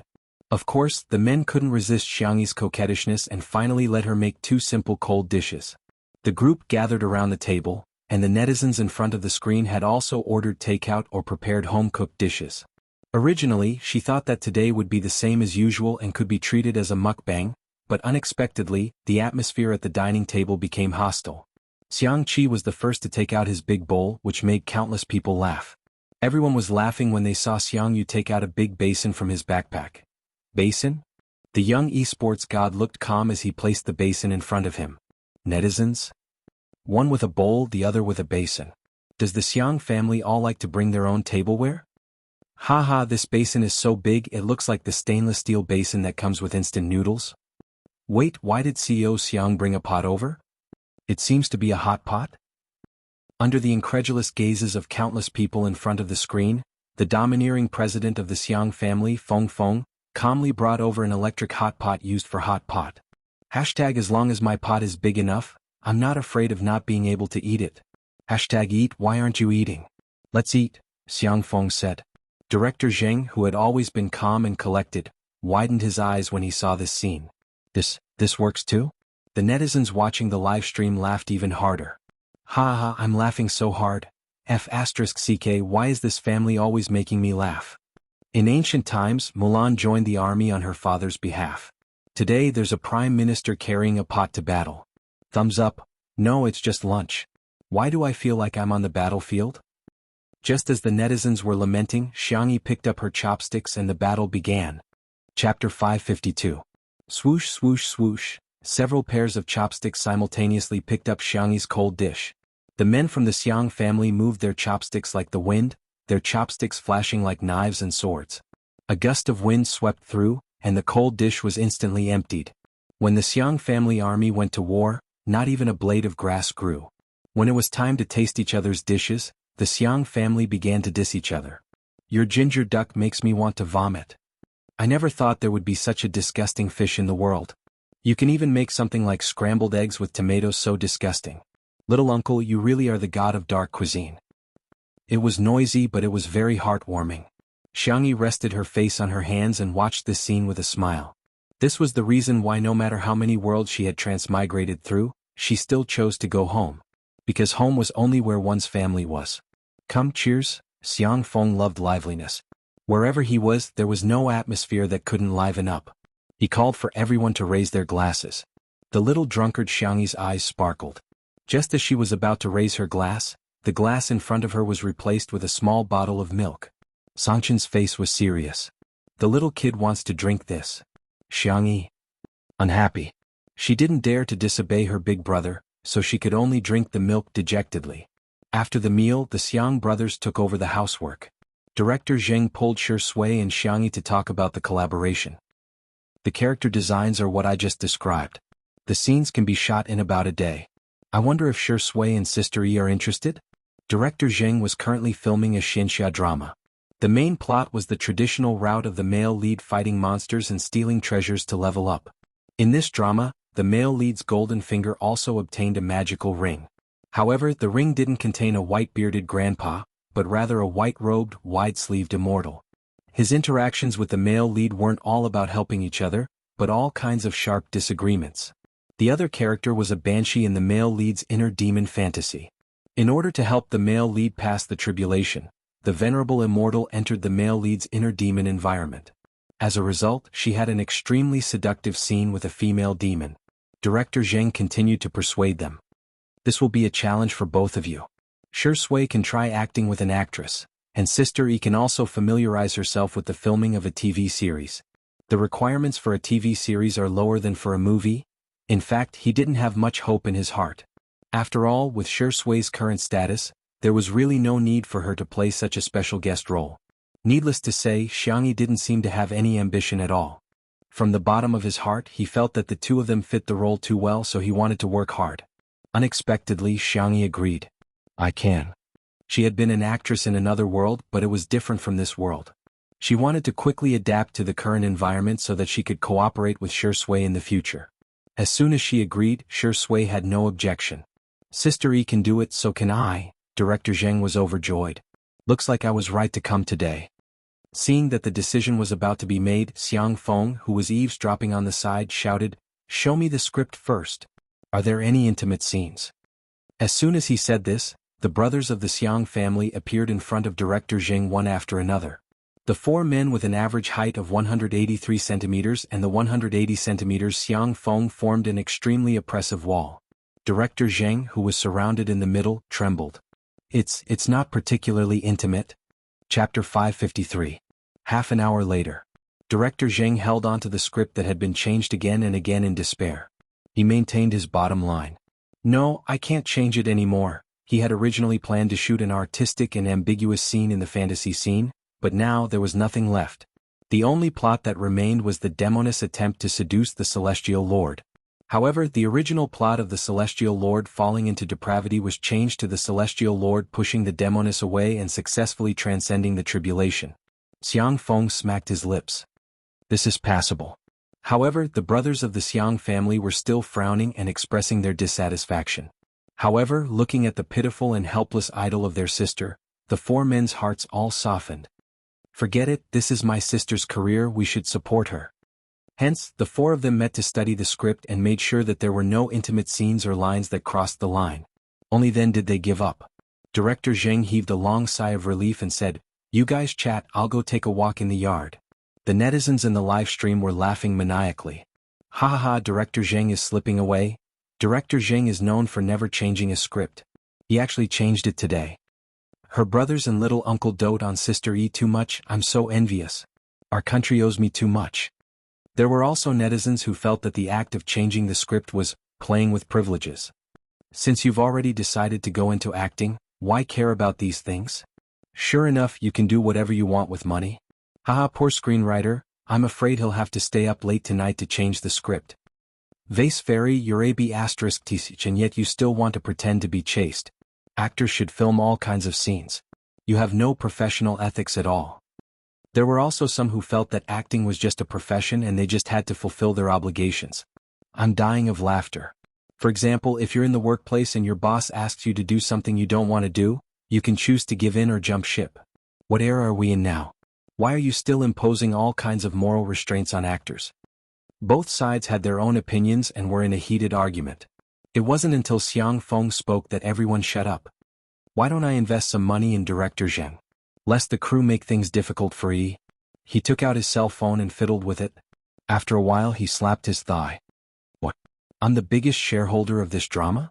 With Xiang Feng's current assets, most of the time, his investments were handled by professional managers and family trust funds. He had a big heart, so he didn't know much about the details of many investments. Xiang Feng muttered, then invest more. Let R.E. join the team. Xiang Yi. It's okay, I don't even have 10 lines in total. No way. It's our little baby's first time filming, so we can't let her suffer. Xiang Feng looked around. Isn't that right? Xiang Yi thought that her brothers would persuade her uncle, but she didn't expect that. Xiang Yu, that makes sense, I want to invest too. Xiang Qi, isn't it just money? I have plenty. Xiang Li said, little rabbit, don't worry. Big brother still has some money to invest. Songchen's last words were concise and comprehensive. Yes. Xiang Yi? What's going on? Am I the only one who's sober in this family? Director Zheng, who was taking pictures of the flowers and plants with his cell phone in the yard, had no idea that he had received 5 investments in such a short time. Chapter 554. The netizens teased him in the comments section. Director Zheng. You're rich now. This is probably a gift from the heavens, I'm so jealous. Sister E is really the little princess that everyone dotes on. Her family dotes on her too much. Who doesn't want to have a family that can be a safe haven? Sister Yi's family is Sister Yi's backing. My family. Sigh. Countless people in front of their screens were envious of Xiang Yi. The feeling of having a family backing her up no matter what she did was really great. Perhaps it was because of such a family that such a gentle and peaceful girl could be raised. At a certain private hospital, Zhui Yi was waiting for the results of the checkup. He asked his assistant to take a picture and post it on Weibo, acting pitiful. Zhui V, life is not easy. Time will reveal a person's true nature. The man in the picture was pale and covered in cold sweat. His facial features were still handsome, but he looked much more haggard. After all, Zhui Yi was a double award-winning actor who had debuted many years ago and had accumulated a lot of fans. The fans were the first to reach the comments section and were extremely indignant. Didn't Best Actor Zhui go to the manor? How did he end up like this? Did Shi Sui do something to Zhui Yi? She hit him because it was necessary for filming. Now that she's taking revenge, it's too tasteless. Oh my god, Shi Sui is too vicious. Didn't she just hit him a few times? Why did she have to take revenge like this? I believe teacher Zhui didn't do it on purpose back then. The fans had a sharp filter and felt that Zhui Yi did nothing wrong. Instead, they began to scold Shi Sui. The Shi Sui sisters rushed over when they heard the news. When they saw the comment section, they were immediately displeased. The two sides fell into a war of words, and the comments section became a battlefield. The Shi Sui sisters were very aggressive, and it didn't take long for Zhui Yi's comments section to fall into chaos. Zhui Yi's fans began to change the topic, saying that Shi Sui and his fans were committing murder with fire. Zhui Yi was better in terms of ability, experience and acting skills. However, they underestimated the ability of netizens to expose the truth. Someone happened to locate Zhui Yi's hospital and found a stack of medical records in a Weibo post by a medical staff. After zooming in, it just so happened that Zhui Yi's medical record was at the top. The diagnosis results were clearly written on it. Although most of the words were blocked, there was one sentence that could be vaguely recognized after zooming in. The patient's bones, joints and skin are all normal. Netizens? In other words, wasn't he completely fine? Then what are you acting for? Zhui Yi's fans were also dumbfounded. They thought that Zhui Yi had been bullied by Shi Sui. But, to their surprise, Zhui Yi was actually very healthy. The Shi Sui sisters took the diagnosis and began to mock him. Wow, best actor Zhui is awesome. What are you pretending for? You look like you've been beaten up. What a joke. In terms of experience, our Shi Sui is indeed a few years younger than him, but in terms of ability, Zhui Yi is a double Best Actor Award winner while Shi Sui is a triple Best Actor Award winner. In terms of acting skills, Shi Sui has acted in all kinds of roles. Has Zhui Yi acted in any other genre other than wuxia dramas? No. At this moment, the medical staff brought the medical records to the VIP lounge. What? He's completely fine? How is that possible? Zhui Yi couldn't believe it at all. He had clearly been tortured so badly by Xiangyi, and his hand had been dislocated and reattached countless times. But now he was being told that he had been beaten up for nothing. Chapter 555. Yes, we didn't find out about the dislocation you mentioned, Zhui Yi yelled. That's because she reattached it for me. The doctor couldn't help but blurt out, she's a miracle doctor. Her healing skills are superb. Zhui Yi? The doctor coughed awkwardly and said, Mr. Zhui, in short, there's really nothing wrong with your body. Zhui Yi broke down. His body was fine but his mind was. As soon as he closed his eyes, his mind would be filled with the image of that demonic child who looked gentle on the outside and broke like a fried dough twist. Zhui Yi couldn't help but shiver. The back of his clothes was already soaked in cold sweat.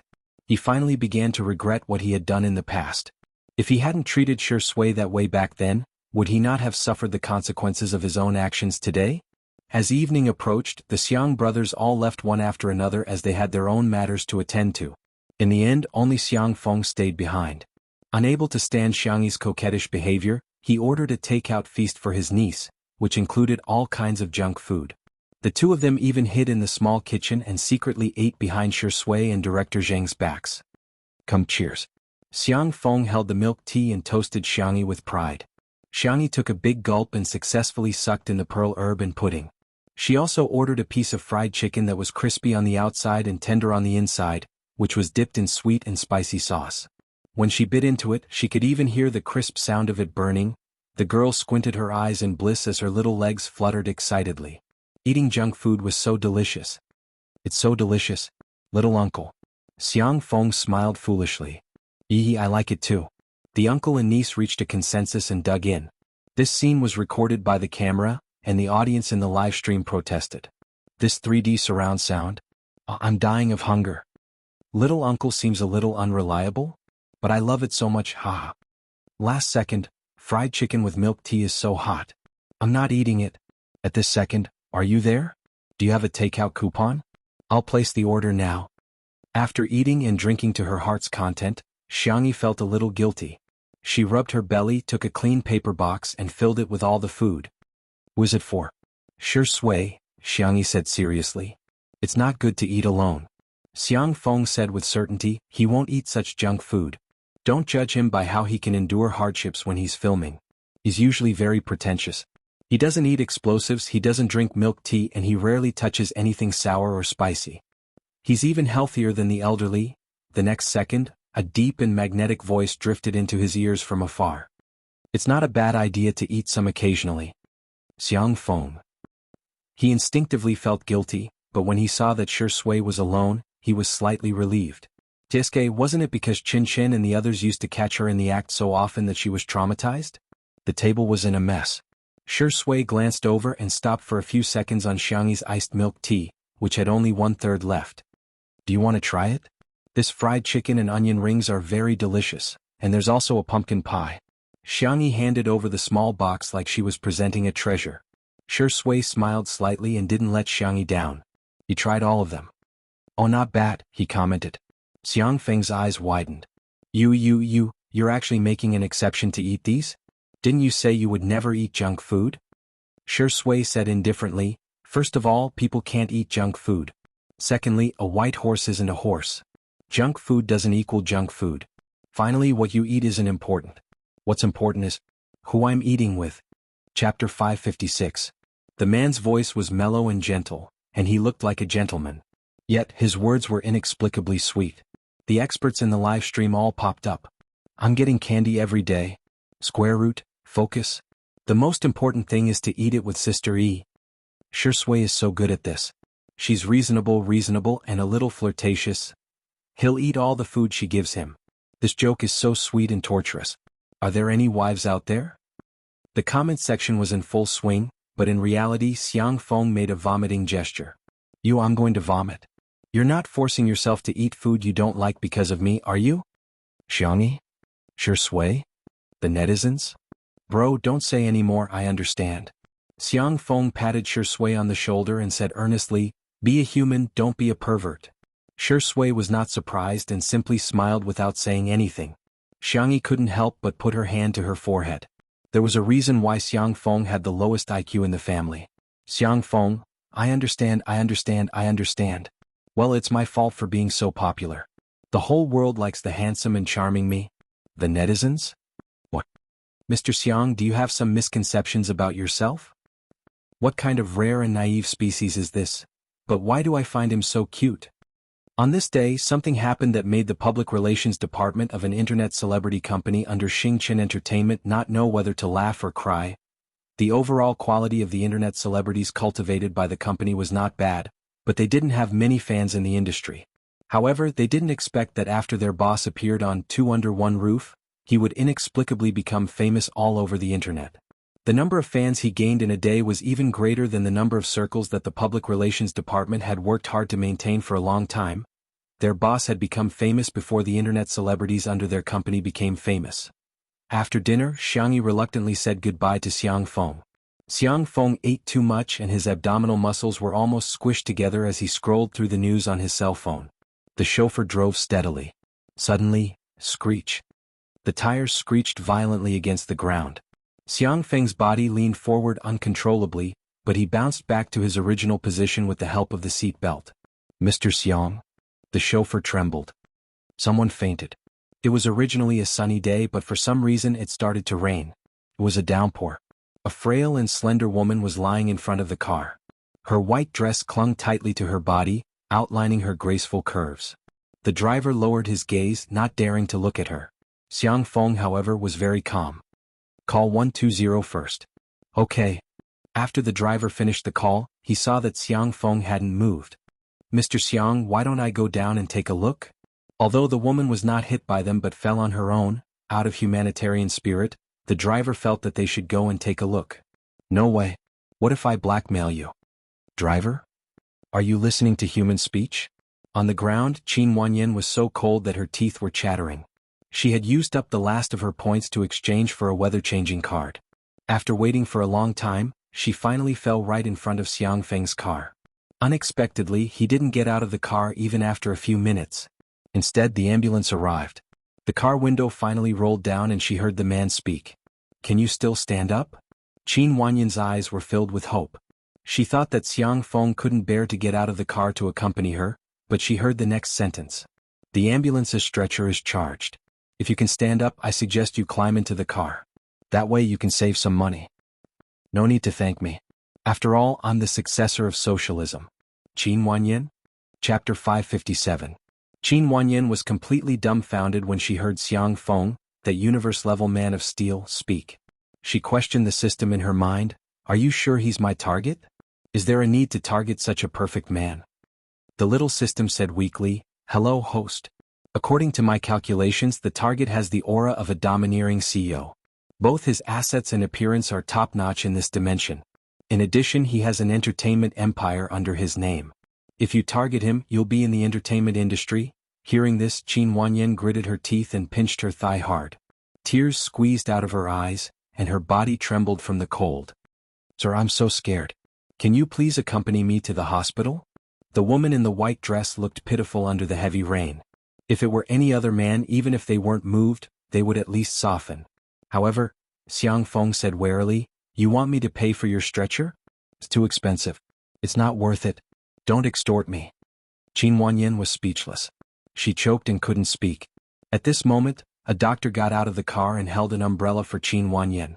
He did a simple checkup to see if she had any fractures or bleeding. A nurse took her temperature with a thermometer. The patient's fever is 39 degrees. Qin Wanyan forced herself to stay awake and looked in Xiang Feng's direction with tears in her eyes. The man poked half his head out of the car window and said something that made her feel suffocated. 39 degrees? 666. Awesome. Qin Wanyan was speechless. He met a young woman who was soaking wet in the rain. Instead of carrying her to the car, he said, 666, to her with a high fever. What kind of man was this? Qin Wanyan's eyes rolled. Because of her body and extreme anger, she fainted. 2 days later. The sun was shining brightly. It was a sunny day. Xiang Yi and Shi Sui arrived at the set of Achieving the Tao, which director Zheng was filming. Director Zheng was directing and couldn't leave, so he asked the assistant director to receive them. The assistant director, whose surname was Lu, glanced at Xiang Yi before turning back to Shi Sui as if nothing had happened. "Shirindi, welcome, welcome." Director Lu shook hands with Shi Sui. Then he wanted to shake hands with Xiang Yi as well, but the girl only nodded slightly. "Hello." Director Lu was instantly displeased. He felt that Xiang Yi did not know how to appreciate his kindness. So many popular female celebrities had to flatter him when they saw him. What right did Xiang Yi have to be so arrogant? What an idiot. With his status, wouldn't it be easy for him to make things difficult for her on set? "Shirindi, your dressing room is in front. Teacher Xiang, your room is over here." Shi Sui rubbed Xiang Yi's hair. "I'll come to you later." Xiang Yi nodded obediently. She entered the makeup room. The makeup artist had yet to arrive. Director Lu walked around outside for a while. Seeing that there was no one around, he swaggered in. They first chatted about their daily lives, then he changed the topic. "Miss Xiang, this must be your first time acting seriously, right? Don't worry, we'll take good care of Xiang Yi. At most, we'll shoot a few more scenes." Director Lu sounded like he was taking care of her, but he was actually dissing her for being inexperienced in acting. In the past year, Xiang Yi had indeed acted in idol dramas, but they were of the crudely produced kind. Her acting skills were so bad that she could only stare and pout while pretending to cry. There were even animated pictures of her dark history circulating on the internet. Xiang Yi said, "Thank you, I'll pay more attention." Director Lu sneered, "You?" Chapter 558. Xiang Yi looked at him quietly. Director Lu used his usual tactic to suppress actresses and said, "There are some things that can't be achieved with hard work. As humans, it's important to know your own limits. Ahem, I'm not talking about you, but don't take it personally." However, his tone was clearly saying, "Please take my words to heart. In this crew, you artists have it the easiest. Look at the cameraman, lighting technician, stage supervisor, and those extras. Which one of them doesn't have it tough?" Director Lu pretended to sigh and said, "Everyone has it tough. Everyone wants to work hard and do their job well. However, some people can reap 10 times the benefits while others may not even reap 1% of the benefits." "So?" Xiang Yi asked. Her calmness surprised Director Lu. Most actresses would start to feel anxious when they heard this. In today's society, women were under a lot of pressure. In the entertainment industry, female artists were not only anxious about their looks, but also about their careers. They would always feel that they were not good enough. When they heard others denying themselves, they would doubt their lives even more. If you're not good at your job, why don't you try something else? Director Lu used this method to get many actresses to willingly climb into his bed. Seeing that Xiang Yi was not enlightened, Director Lu cleared his throat and said, "Teacher Xiang, your popularity now is only brought about by variety shows. Without the popularity of your work, you're like duckweed. Without a foundation, you won't be able to stand firm. Why should duckweed stand firm?" Xiang Yi was puzzled. "If you're a salted fish, you'll have to make a comeback. If you're a duckweed, you can just float as you please. Everyone has the right to choose their own life." Director Lu was speechless. "So, you're willing to be a duckweed? Can't I be a human?" Xiang Yi said calmly. Director Lu was speechless. Why is this young lady so stubborn? Coincidentally, the makeup artist arrived. When she saw Xiang Yi in person, the makeup artist was stunned. "Teacher Xiang, your skin condition is so good. You don't even need to put on any foundation makeup." The makeup artist praised as she busied herself. I'll just give you a simple highlight. Director Lu shamelessly refused to leave. He inched closer and said, "Let me help. Teacher Xiang, let me help you with your hair." The makeup artist's expression was ugly, but he didn't dare to say anything. Director Zheng was an actor fanatic. He could film for an entire day just for a few scenes. Usually he did not care about the daily chores of the crew, so Director Lu became an existence that could cover the sky with one hand. Xiangyi was one step ahead of Director Lu. She picked up the small metal box that someone had left behind on the table and said calmly, "I have a specialty."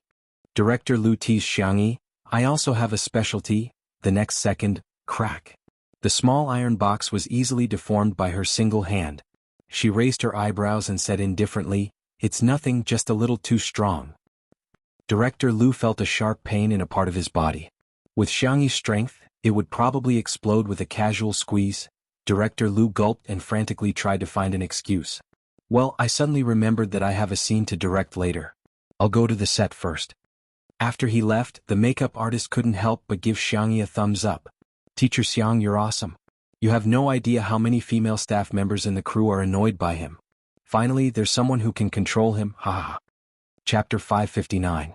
At the same time, some fans who were camping at the set of Obtaining the Tao secretly took photos of Shi Sui and Xiangyi coming to the set. After posting the photos online, it instantly caused a huge uproar. On one hand, it was because of Shi Sui's influence that more people began to pay attention to the show. On the other hand, it was because of Xiangyi's professional skills that she was once again singled out and ridiculed by the masses. Joke aside, Xiangyi's acting? Please don't act. With such a beautiful face, can't she become a fashion model in a magazine? To be honest, Shi Sui has lost his mind because of lust. Doesn't he know that he has to rely on his own life to become famous? I thought there was nothing more torturous than the vase fairies singing, but I didn't expect there to be such a thing. That is, acting skills. Every frame of her is like a ghost video. After someone posted a photo of Director Lu entering Xiangyi's dressing room, the discussion became even more heated. Wow, I think I've suddenly understood something. I suddenly feel like Xiangyi is so disgusting. Don't tell me her image as a group favorite is also a publicity stunt? Would a real rich beauty do such a thing? So what if she's rich and beautiful? Many children of rich families are psychopaths. Some steal things for thrills, while others steal people for thrills. With the invention of the internet, the spread of information reached the fastest speed in the history of human civilization. Countless pieces of information, good, bad, meaningful, meaningless, and fragmented, occupied the time. Warmth and beauty were shared. Hostility and savagery collided. One second one might be moved to tears by the positive energy, but the next second one would be typing on the keyboard fiercely. The evil and good of human nature might not have a fixed pattern to begin with, but rather, it was constantly changing. Even ordinary people would be pointed at and gossiped about, not to mention the popular Xiangyi. Some people were madly in love with her, while others thought everything about her was wrong. The controversy seemed to never stop. The makeup artist was still putting on Xiangyi's eye makeup when Shi Sui came over. The man was dressed in a white robe with wide sleeves. His long eyebrows reached his temples. After putting on a wig, he looked like an elegant young master from ancient times who was seeking immortality. Xiangyi stared at Shi Sui in the mirror without blinking. How could she be so beautiful? Shi Sui greets the makeup artist. She glances at the girl's expression through the glasses and chuckles. "Do you like it?" Xiangyi nodded vigorously. The makeup artist didn't know whether to laugh or cry. "Sister E, don't be so forceful. Your eyeshadow almost made you faint." "I'm sorry." Xiangyi was a little embarrassed and quickly sat down. An actress' makeup was difficult to put on, and braiding her hair was even more time-consuming. Shi Sui stayed with Xiangyi for a while, and seeing that she was sleepy, he went out to buy her coffee. Shi Sui ordered a vanilla latte for the bunny. When she returned, she heard Director Lu talking on the phone with someone at the end of the corridor. "Xiangyi? That girl is so aloof. I don't know who she's putting on an act for. I don't believe that she's rich and beautiful. Would a real rich family let their daughter enter the entertainment industry? What's the difference between that and selling?" Telling Xiangyi that he was going to the scene was just an excuse. In fact, he had been loitering nearby. If he didn't take advantage of Xiangyi, his heart would itch. But she's really stunning. Her waist is thin and her butt is perky. From the back she's definitely, whoosh, his phone was suddenly snatched away. "Who is it? Are you crazy?" Director Lu was halfway through his scolding when he saw Shi Sui. His expression suddenly stiffened and he stuttered, "Sure. Shui. Chapter 560. He never expected that someone would overhear him complaining to his friend over the phone. Of all people, it was Shui. He had interacted with Shui before, and his deepest impression of her was that she was a natural at acting. She would almost always complete her scenes in one take, and even if she yelled "cut," it was mostly because of the other actors. Apart from that, Shui was gentle and polite to people and was almost non-aggressive. The young best actor lowered his eyes and hung up the phone casually. Director Lu felt uneasy, but he pretended to be calm. "I was just joking with my friend over the phone. You know what men are like. I was just joking. Please don't take it to heart." Shui said in a lazy voice. "What should I do?" "I do take it to heart." Director Lu laughed dryly. "Haha, I know you two are close friends. Let me apologize to you." "Is my fault my fault?" "You found the wrong person to apologize to." Director Lu was displeased to hear that. He apologized to Shui because he wanted to give Shui some face. Xiangyi was just a young girl. Not only did she not suck up to him, she even wanted him to apologize to her? Director Lu subconsciously said what was on his mind. Is that necessary? As soon as he said that, Shui grabbed his collar. His collar was suddenly grabbed, and Director Lu felt an irresistible force that threw him against the wall. Not necessary? The window was half open and the summer breeze blew in, but Director Lu felt a chill in his heart. Yes, it's necessary. Director Lu's legs turned to jelly and his voice was trembling. Shui, take it easy. We're on the 3rd floor. The pair of eyes behind the gold-rimmed glasses were deep and indifferent, without a trace of emotion. The man finally tore off his mask of gentleness, revealing the powerful aura that he usually hid well. Go apologize. The man's voice was cold. Immediately. Xiang Yi's hair was halfway braided when Director Lu suddenly barged in recklessly. He bowed and apologized profusely, his humble attitude completely different from before. Teacher Xiang, I won't disturb you any longer. Director Lu came and left in a hurry. Xiangyi? It was quite sudden. The makeup artist was also stunned. How did this person suddenly change? Is it raining red? Xiangyi shook her head, indicating that she didn't know either. A while after Director Lu left, Shui came back with a cup of coffee.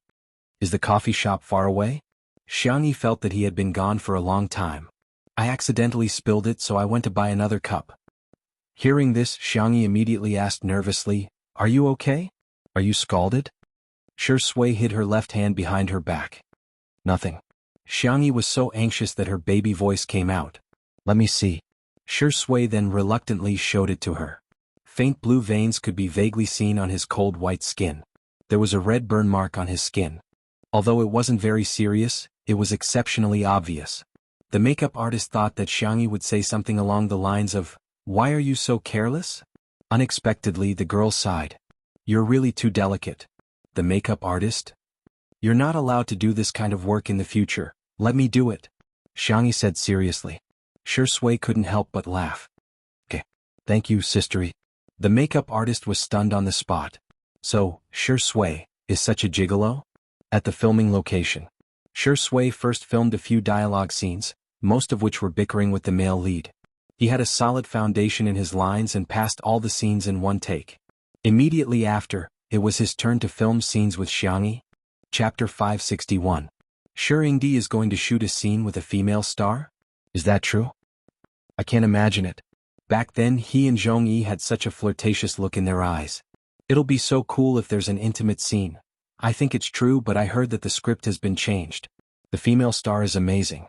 She brought money into the cast and she even brought 5 people's money. Damn, she's so good at it. That's right. Hee, maybe there's more than 5 people? A few staff members in the drinking area were gossiping in low voices, laughing happily. Suddenly, a roar was heard. How can some people be so sarcastic? How annoying. How despicable. They were all speechless. A person sat up on a reclining chair nearby and took off the script and jacket covering his face. It was Fu Jiyin, the male lead of Achieving the Truth. The man had not removed his makeup. His black hair was like a waterfall and his eyebrows were handsome. He had an ancient charm but not lost his liveliness. Fu Jiyin rested his slender fingers on his forehead and yawned lazily. Sorry, I'm just practicing my lines. Did I disturb you? The faces of the gossiping staff changed slightly. They had been on the set of Achieving the Truth for so long and had read the script. From beginning to end, the male lead had never said such lines. It was nothing more than Fu Jian scolding them indirectly. However, even if they knew what was going on, they did not dare to offend the lead actor with a limitless future. They could only smile stiffly and agree. Mr. Fu, your lines are so good. Mr. Fu, why don't you go back to the dressing room to rest? It's not good for your waist to lie on this chair for too long. Haha, Mr. Fu, what are you talking about? We're afraid that we'll disturb your practice. They found an excuse and quickly slipped away. Fu Jian snorted coldly. Bah! How dare you speak ill of our sister Yi? He had just done a few scenes with Shi Sui and the pressure was too great. Moreover, he had been filming non-stop for the past few days. He was too lazy to go back to the dressing room, so he decided to rest here. He did not expect him to overhear their conversation.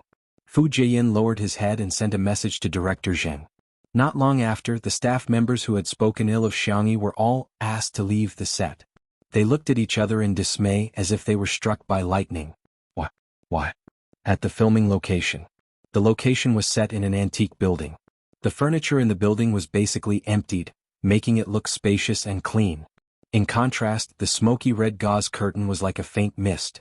When the blower blew, the mist seemed to be flowing, layer upon layer, densely spreading out. Director Zheng was urging them to adjust the lighting one last time. The warm, dim lighting pushed the ambiguous atmosphere to the extreme. His eyes lit up when he saw Shi Sui and Xiangyi. There was no need to talk about Shi Sui. What amazed him the most was Xiangyi's costume. Originally, he was worried that Xiangyi's appearance wouldn't be suitable for ancient costumes. He didn't expect that the girl's bone structure was so good that she didn't look out of place in ancient costumes.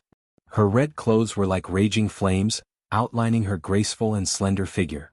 Her eyeliner was slightly lengthened, and as her eyes moved, she was beautiful but not beautiful, seductive but not glamorous. She was naturally devastatingly beautiful. Director Zheng suddenly thought of a description: clean and seductive. The two words, which were originally completely unrelated, were perfectly integrated in Xiangyi's words. His mind was overflowing with inspiration. He instantly overturned the original filming plan and came up with a new arrangement. Sister Yi, let me tell you the scene again. How about we let Shi Sui seduce you? I just realized that it's a double monthly ticket. Please give me a monthly ticket. Chapter 562. Xiangyi was stunned for a moment before she nodded. Okay, I'm fine with anything.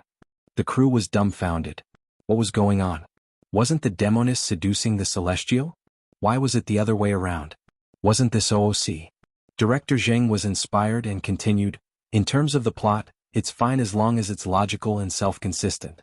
The most important thing is the atmosphere between the two of you. The demoness is seductive on the outside but clean on the inside, while the celestial is abstinent on the outside but devilish on the inside. One seduces without knowing it, while the other wants to restrain himself but can't. The scriptwriter was a girl wearing black-rimmed glasses.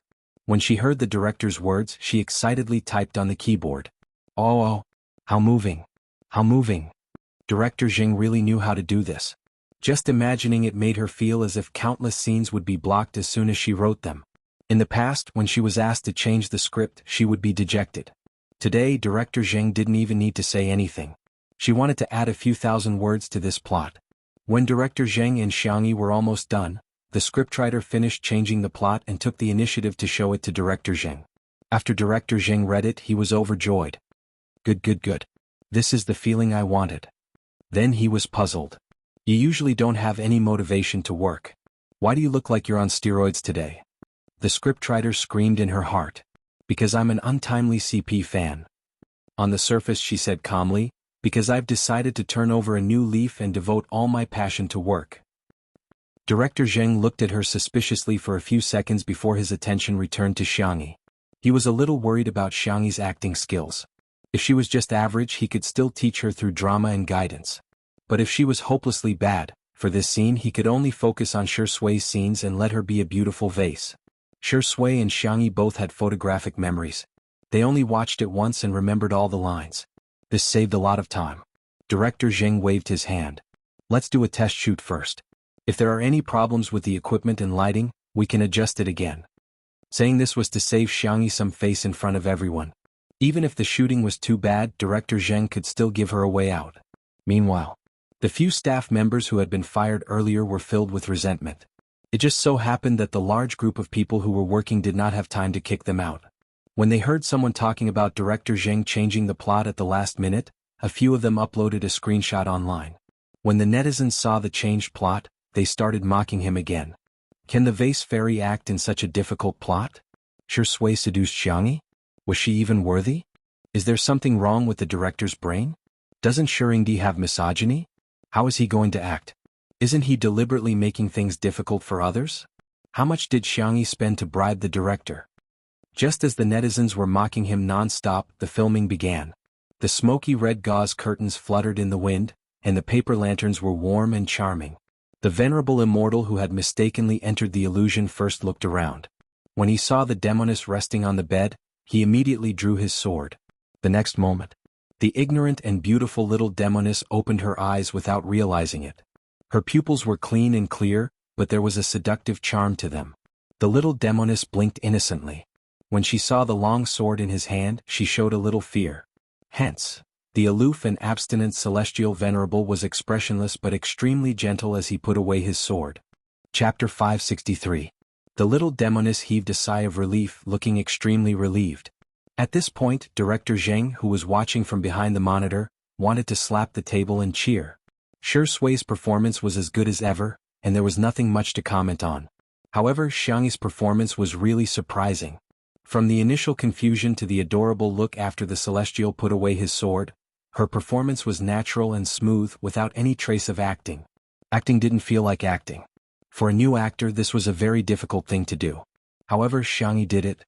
Director Zheng had originally expected only 10 points from Xiangyi, but now that Xiangyi had scored 80 points, he was even happier. In the frame, the celestial lord, who was dressed in white and had wide sleeves, was walking towards the little demoness. Finally, he stopped in front of the bed. "Who are you?" the little demoness asked with her head tilted. "Do you want to know?" The celestial lord's voice was deep and hoarse. "Tell me your name first." The little demoness said warily, "Don't come so close or I'll eat you up." The man seemed to laugh. "How will you eat me up?" The little demoness plucked up her courage and pushed him. Based on her skills, she could not do anything to the celestial lord. A strange look flashed across the man's eyes, and he took 2 steps back to put some distance between them. His hands under his wide sleeves unconsciously clenched into fists, and he gradually exerted strength to his joints. Director Zheng thought to himself, he's indeed a 3-award-winning actor. His acting is so delicate. This man was fickle and had few desires. Naturally, he would struggle when his heart was moved for the first time. He did not want to hurt her. However, has Sure Sui's acting skills improved recently? Her affectionate and restrained gaze was so good. Director Zheng was secretly shocked. Sure Sui was probably the most qualified person among the younger generation to compete for an international acting award. The celestial lord's actions made the little demoness think that he was actually very weak. When she noticed the bloodstains on the celestial lord's body, she hesitated for a moment before jumping off the bed and patting the mattress generously. "You can sleep for a while." "Ha! You are injured. You need to rest." The demoness tugged at the immortal supremacy's sleeve, indicating for him to lie down. The man's expression was unreadable. He lay down silently and closed his eyes to rest. A rustling sound came from beside him. It was the little banshee who was curiously touching his sword. The flying sword that caused countless people in the immortal cultivation world to tremble in fear was now being played by the little demoness. She even secretly tied the sword tassel into a bow. The celestial venerable frowned slightly but did not stop him. After the demoness finished fiddling with the sword, she became interested in the immortal supremacy. She first used her finger to poke at the immortal supremacy's sleeve before poking at his belt. Her fair and slender wrist was suddenly grabbed by a pair of large hands. "Stop it." The man's voice was hoarse. "Oh." The demoness wanted to retract her hand but realized that it would not budge. She whispered, "Stop fooling around." In response to her, the man's rough fingertips gently and slowly rubbed her wrist a few times. Director Zheng took a close-up of this scene. His large hand holding her small hand was inexplicably very expressive. The crew at the scene was stunned. On one hand, it was because of Xiangyi's acting skills. On the other hand, it was because Sure Sui was actually holding Xiangyi's hand without any abnormalities. One had to know that he would vomit on the spot if he had any physical contact with other actresses. But why was nothing wrong with holding Xiangyi's hand? It seemed like he was enjoying holding her hand? Chapter 564. The little demoness' ears turned red as she was caught off guard by his touch. She was shocked and panicked. Without thinking, she bit the man's fingertip. Ouch! The man gasped as if he was holding back something. After a while, he released his hand and covered his eyes, not wanting to reveal any of his emotions. The little demoness thought that she had bitten him. She said carefully, "Well, I'm a monster. I'm poisonous." The celestial lord did not respond. The little demoness said nervously, "Will I poison you to death? I've been in the illusion realm for a long time. You're the first person to come in. If you die like this, won't I be alone again?" She was very distressed and blamed herself. After thinking about it, the little demoness made a bold decision. She climbed onto the bed and approached the celestial lord like a nimble cat. The celestial lord noticed her small movements and said helplessly, "I won't die so easily." The rest of the words were all choked back. The reason was that the little demoness was lying on his chest and licking her red lips. "I'll give you half of my inner core." The celestial lord tried to push her, but she did not budge. Everyone was immersed in this sweet and flirtatious scene when they suddenly heard a sound. Cut. Everyone seemed to have woken up from a dream. Although they didn't know what went wrong, there were still many people who looked at Xiang Yi with gloating eyes. Shui was the best actor. How could he make a mistake? Of course Xiang Yi was at fault. Unexpectedly, Director Zheng shouted, "Shui, what's wrong with you? Did you not eat enough? Push her. Push her harder." Everyone was speechless. What? So it wasn't Xiang Yi who made a mistake, but Shui? Shui coughed and said, "Sorry?" Ever since he entered the industry, he had never made such a low-level mistake. He did not expect to fall for Xiang Yi. Who could bear to push away such a gentle and adorable little rabbit? The scriptwriter was so agitated that he covered his nose with a tissue, afraid that he would have a nosebleed. This plot was too good. If you don't write fanfiction, you're not human. She took out her phone, opened the sticky note app and began to slack off. Apotheosis Immortal Qingling X Soft and Cute Demoness. She has no morals, and only eats meat for the sake of eating meat. If you don't like her, please click cross. She typed furiously, writing more than 1,000 words in a matter of minutes. On the other side, after the stylist touched up Shui and Xiang Yi's makeup, she began the second shoot. Both of them were on point and their acting went smoothly. The Immortal Prime mercilessly pushed the little demoness away and coldly said, "Don't come near me." The little demoness fell to the ground and looked at him in shock. "But you are sleeping in my bed, venerable immortal." After a few seconds of silence he said, "Come here." "I'm not going. I've been poisoned. I'm about to die." The senior immortal said seriously, "I need you to help me. Is that okay?" "Oh." When the demoness heard this, she slowly inched over. Just as she reached the bedside, she was pulled onto the bed. After a moment of dizziness, she was in a position where the senior immortal was on top of her. "Do you want to save me?" the man asked hoarsely in her ear. The little demoness nodded her head in confusion. His voice fell. A pair of warm hands covered her eyes. "Then be good." Through the layers of veil, Director Zheng deliberately took a silhouette of the two of them intertwined. It was very artistic and ambiguous. When he shouted, "Cut," the scene was still silent. No one expected that apart from her stunning beauty, Xiang Yi also had such explosive acting skills. Chapter 565. The shooting was over. Shui immediately got up and distanced himself from her. He was a gentleman to the extreme. The staff on set woke up from their daze and rushed forward to wrap up the scene. Everyone stole glances at the two of them. Shui was still in his costume, but his temperament had changed abruptly. He returned to his gentle and dignified appearance from Master Immortal Qingling. Obviously, he was out of character. As expected of the best actor, his speed of getting into character and getting out of character was superb. Xiang Yi would probably have a hard time. What was shocking was that Xiang Yi was out of character as well. On the girl's body, there was no longer the slightest bit of naivety, sweet, or seductive temperament. Even if she was wearing bright eye makeup, one could still clearly feel that she was her. She was a different person from the little girlfriend in the movie. Her speed of getting out of character was comparable to Shui's. F***ck. Who was the one who said that her acting was bad? Were the eyes used to vent their anger? Director Zheng was a perfectionist who was extremely picky when it came to art. He stared at the scene just now and rewatched it several times before he made an okay gesture to Shui and Xiang Yi, who were resting. "It's perfect. We just need to shoot a few more scenes. I want a more aesthetic effect." The two of them had no objections and cooperated very well. Director Zheng suddenly thought of something and rubbed his palms guiltily. "Sister E, will your brothers and little uncles be angry that the script has been changed like this?" In the original version, the most intimate physical contact between the two was the little demoness pulling Shi Sui's sleeve, let alone the immortal seducing the demoness. However, the scriptwriter had written on the spot and director Zheng was a little carried away, so he impulsively shot according to the changed script. Now he regretted it in hindsight. Xiangyi said seriously, "My brothers and little uncles will understand if I sacrifice myself for art." The little girl looked calm, but in fact if one looked closely, they would find that the tips of her milky white ears were dyed with a touch of crimson. If it were any other actor she would never do such a scene, but the one who was acting with her was Shi Sui. She quite liked this kind of open and above-board feeling. Perhaps it was time to give Shi Sui a status? Director Zheng heaved a sigh of relief when he got her permission. It was so comfortable to work with a good-tempered and good-natured actress like Sister Yi. The few additional shots were mostly close-up shots of her on the bed. For example, their hands were clasped together. Another example would be the intertwining of a red dress and a white belt. The most beautiful scene was when the venerable immortal raised his hand to cover the eyes of the little demoness. His meticulous white robe was now open, and his clean Adam's apple was slightly red. It was messy and ambiguous. After the reshoot, the two of them were done with their scenes. Although it was just a guest appearance, director Zheng still prepared a small wrapping ceremony for the two of them. Fu Jiayin ran over to join in the fun and prepared gifts for the two of them. Xiangyi had a self-heating hot pot, and Shi Sui had a black thermos. "Sister Yi, this hot pot is delicious. It's just that you might be a little heaty after eating it."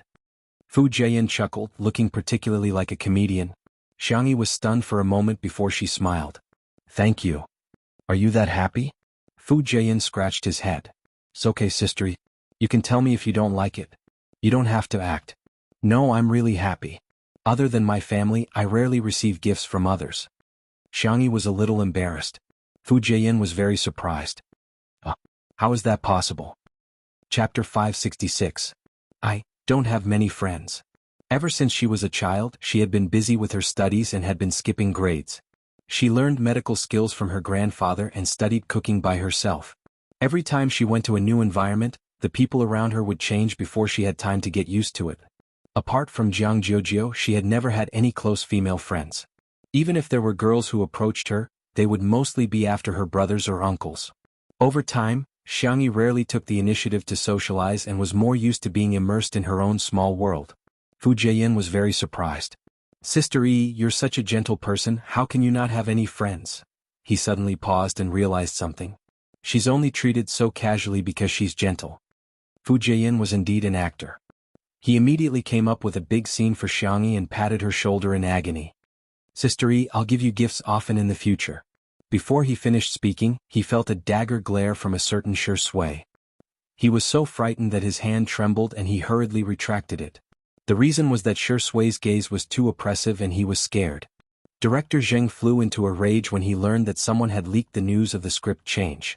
Not only did he want to pursue the legal responsibility of the staff who had been fired, he also immediately got someone to edit a video and post it on the internet. TV drama Dideo official.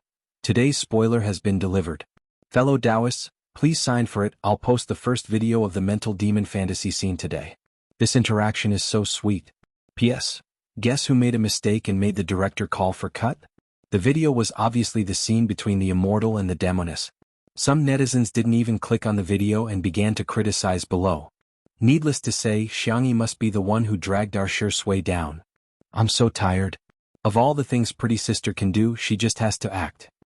Doesn't Xiangyi only know how to glare and pout? It's really hard on Shi Sui to act with her."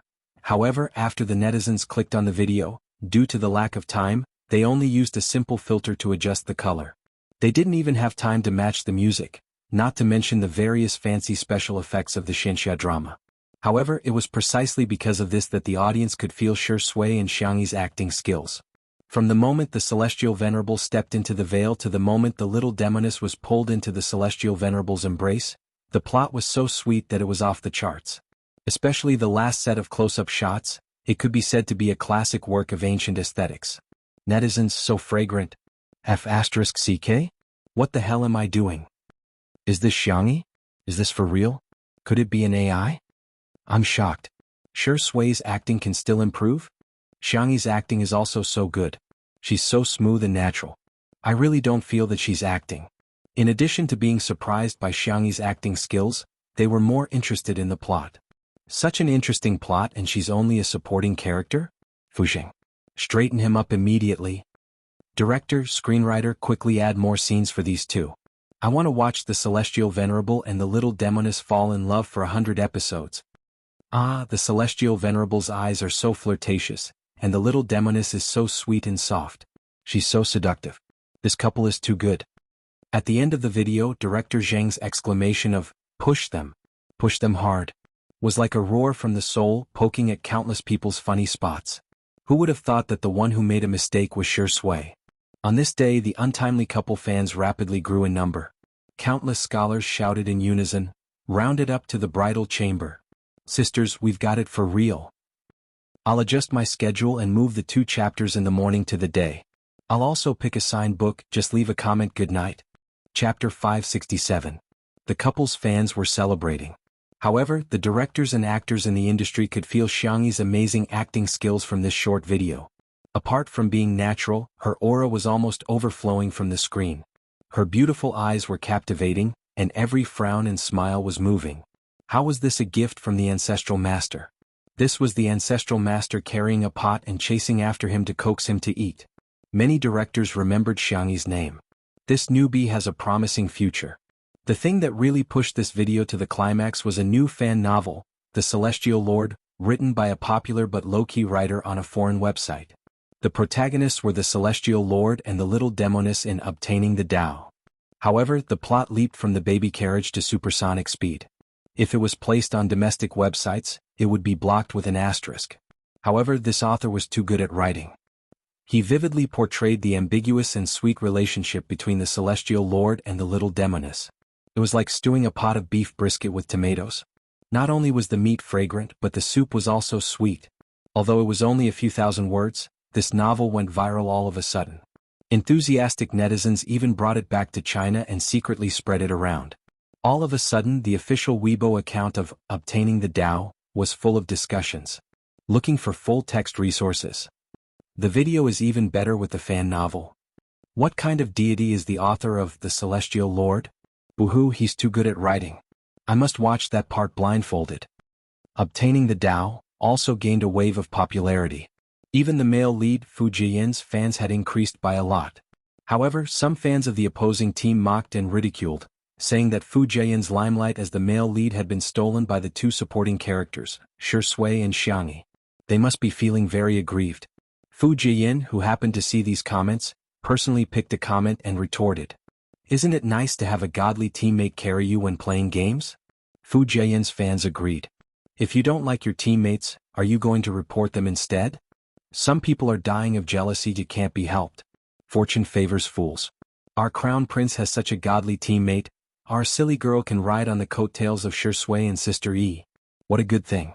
You can't ride on their coattails even if you want to. The opposing fans, wait, your family's main character is now a fan. Are you all so shameless and undignified? His limelight had been stolen, but instead of feeling ashamed, he was proud of it? He was speechless. He had never seen such an artist before. But when he thought about it carefully, if his artist could find a golden thigh like Shi Sui and Xiangyi, F***ck, he was even more furious. Over here. Si Chuanbai and Ah Nan drove over to pick them up, but they couldn't enter the filming location. Xiangyi and Shi Sui had to walk for a while. Coincidentally, Fu Jian and the female lead's official fan club came to support them.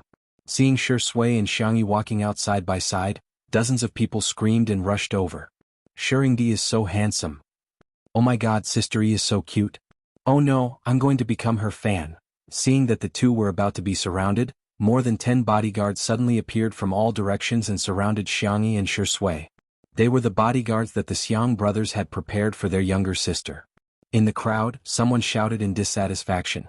It's bad enough that Shi Sui didn't want to give them an autograph or take photos, but Xiangyi is so uncooperative. What's with her acting like a big shot? Let me tell you, celebrities can't be spoiled. It's precisely because we spoil them that they trample on the hearts of us fans. Chapter 568. The scene suddenly quieted down. Everyone looked at each other and exchanged glances with those who were familiar with them. Through the chaotic crowd, the fan finally caught a glimpse of Xiangyi's figure, only to realize that she didn't even look at her performance. A feeling of embarrassment and anger rose in his heart. What did Xiangyi mean by this? Was she disdainful?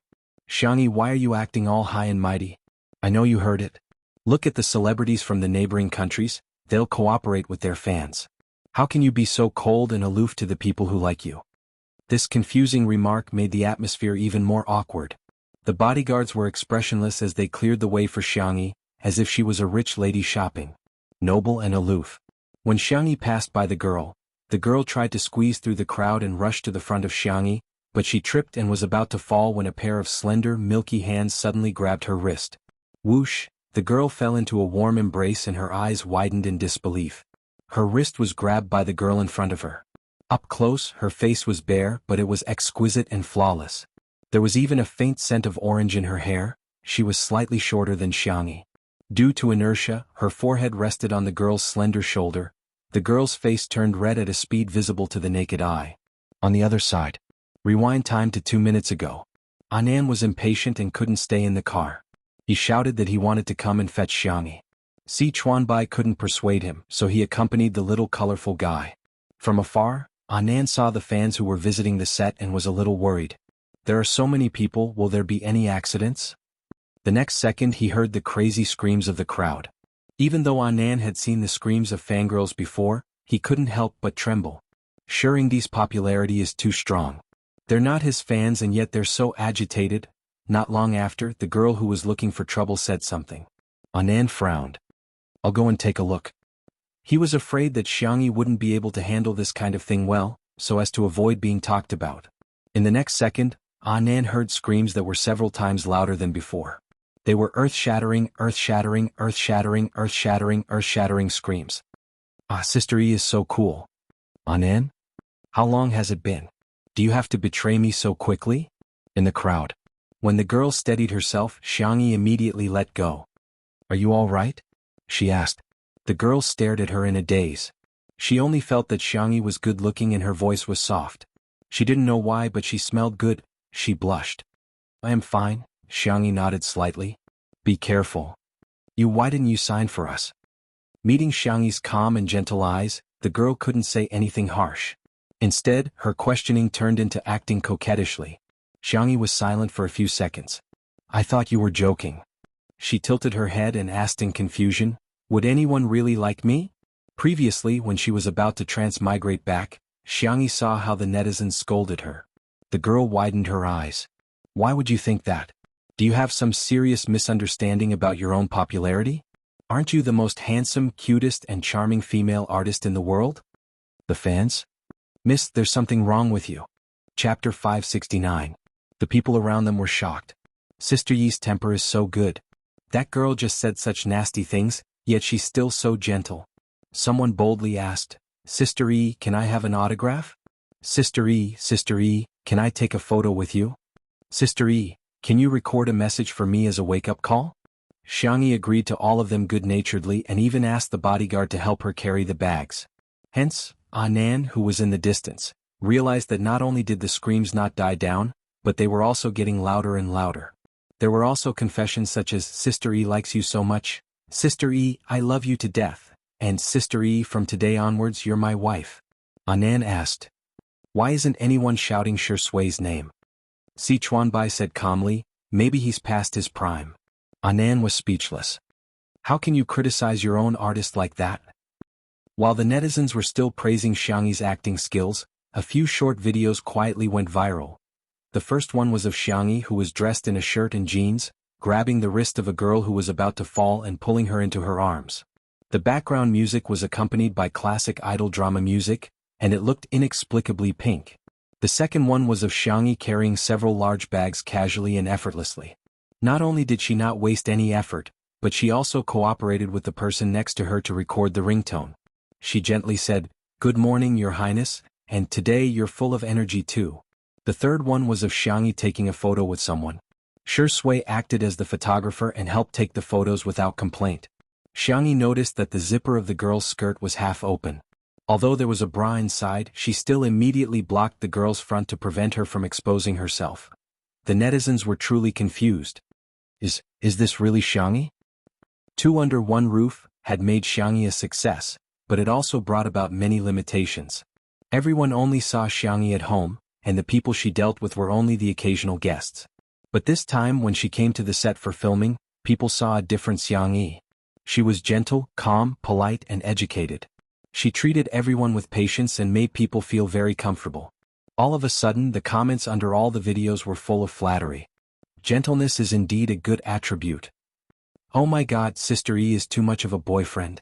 I've replayed the scene of him grabbing her wrist dozens of times and I still think it's so cool. Why are you calling her pretty sister? From now on it's pretty sister. Call her Sister E. I think Brother E can do it too, ha ha ha.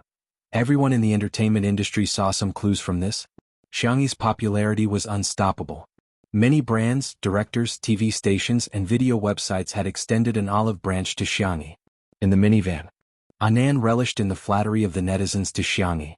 After listening to a few sentences, Xiangyi asked in bewilderment, "Are these really not the fake reviewers you hired for me? Oh my god, what kind of person do you take me for?" Anan pursed his lips. "I wouldn't lie to you about such things." "I see. Oh my god, why are you so calm? You've become famous. Isn't this what you've always dreamed of?" Xiangyi said calmly, "After I lost my memory it changed." She was on good terms with Anan, but not to the point where she could tell him that she was about to pass through. Hence, amnesia was an all-purpose excuse that could be used as soon as it was used. "What did you change to?" "Men," Xiangyi said with a straight face. "The kind that I've always dreamed of." Chapter 570. Anan and Sichuanbai fell silent. Only Shui chuckled and said, "Thank you, it's my honor." "Yes, thank you. It was very doggy." Anan looked like an old man who was staring at his phone in the subway. Sichuanbai took out his tablet and informed Shui of her schedule. "There's an SN show on Wednesday and we need to go to Jincheng on Thursday. If there are no objections, that's it." After informing Shui coldly, Sichuanbai looked at Xiangyi and suddenly changed his tone. "Sister E, after Anan and I considered and discussed it, we've decided to give you 3 commercials. One is National Snail Powder for food, one is hand sanitizer for daily necessities, and the last one is the spokesperson for Hades's brand, WF. Do you think it's okay? If you have any thoughts, feel free to tell me. I'll respect all your opinions." Shui was confused. "What? Who exactly is your longtime colleague and good friend?" Xiangyi flipped through the information prepared by Sichuanbai. There was no doubt about the ability of the top manager. The 3 brands he picked were perfect in all aspects. "I'm fine with anything." "Then I'll go talk to the brands," Sichuanbai said gently. "Sister E, don't feel any psychological pressure. Adjust your state of mind. Eat well and sleep well so that you don't have to worry." Xiangyi thanked him warmly. When it was Shui's turn, Sichuanbai had nothing to say. The two of them looked at each other for a few seconds before he said seriously, "Drink more hot water." Shui was silent for a few seconds. "You too." "Oh." The conversation ended. Sichuanbai followed them to the manor for a meal before going back to work. Anan stayed behind to accompany Xiangyi during the filming of the commercials. Xingchen Entertainment. In the parking lot, Qin Wanyan's makeup was exquisite, but she looked very haggard. She had already squandered all her points, and there was no way to exchange them for the beautifying filter card. In addition, she now had no source of income. Even if she desperately tried to maintain her former glamour, it was just an act, and it could never replace reality. She waited bitterly for a long time before Xiang Feng finally came downstairs. The man's shoulders were wide and his legs were long. When he walked, he looked like a domineering CEO. However, as they got closer, Qin Wanyan noticed that he was holding a hamburger in his hand. She looked left and right. Seeing that there was no one around, she took a big bite. Half a hamburger is gone. Qin Wanyan. She tried her best to convince herself that although this man was a little straight and stupid, he had money and resources. She could force herself to not despise him. The little system in her mind said weakly, "Host, I don't recommend you use such a radical method. When dealing with a man like Xiang Feng, it's better to take things slowly. What do you know? Take it slow, it's too late." Qin Wanyan couldn't stand the fact that she had no popularity, no luxury cars and no luxuries. What was the difference between her and a loser? She was the chosen one. The goddess of fate would definitely take care of her. Thinking of this, Qin Wanyan tore off the bag on the side of her spaghetti strap dress and walked around the back of the car to Xiang Feng. She pretended to sprain her ankle and threw it at him. Her appearance was too sudden. Xiang Feng only had time to take a step back. He was fine, but the remaining hamburger in his hand fell to the ground like Qin Wanyan. Qin Wanyin was in so much pain that she wanted to curse. She looked up at Xiang Feng with teary eyes. The man blurted out a curse. F***CK. Can you still F***King eat that? Chapter 571. Qin Wanyin? She looked at Xiang Feng in disbelief, wondering if she had heard wrong. Qin Wanyin had secretly practiced this throw many times at home in front of the mirror. From the angle, posture, to the opening of the straps, she was very particular about it. Even if she wanted to throw, she had to show the beauty of pure desire. But who would have thought that after such a successful throw, she would run into a weirdo like Xiang Feng? Mr. Xiang? Qin Wanyin called out to him pitifully. She didn't believe that this man wasn't interested in women at all. I'm sorry for bumping into you. Are you okay? She leaned forward slightly, revealing a large patch of snowy skin below her collarbone. If it were a normal man with normal logic, who wouldn't have some inappropriate thoughts after seeing this scene? However, Qin Wanyin had misjudged how straight Xiang Feng was. He thumped his chest and stamped his feet. My burger is already like this, how can I be okay? I added a double serving of chicken chops. It's gone just like that, I'm so angry. Qin Wanyin, she choked for a few seconds, then tentatively said, Then, I'll buy you another one? Xiang Feng looked at her sympathetically. No need, you have so little fabric. It's obvious that you don't have the money to buy clothes. Your family must be in a difficult situation. I still have money to buy a burger. Qin Wanyin saw that he had no intention of helping her, so she had no choice but to get up herself.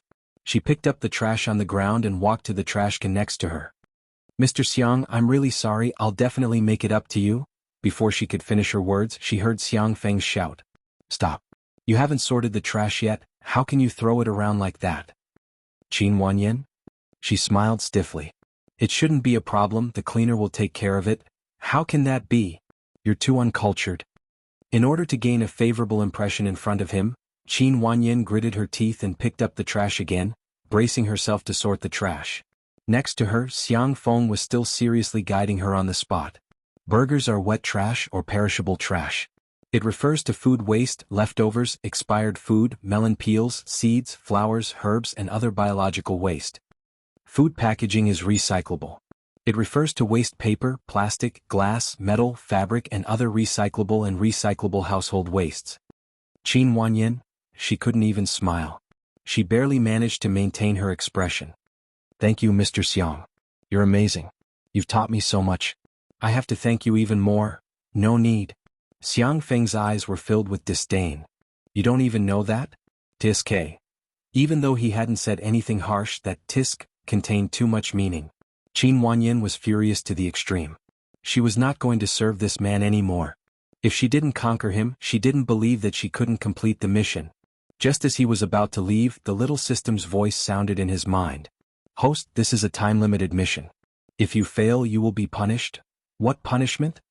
Qin Wanyin asked impatiently. Why didn't you say so earlier? I did remind you, but you didn't listen carefully. The little system's voice was still delicate and weak, but the words it said were incomparably cruel.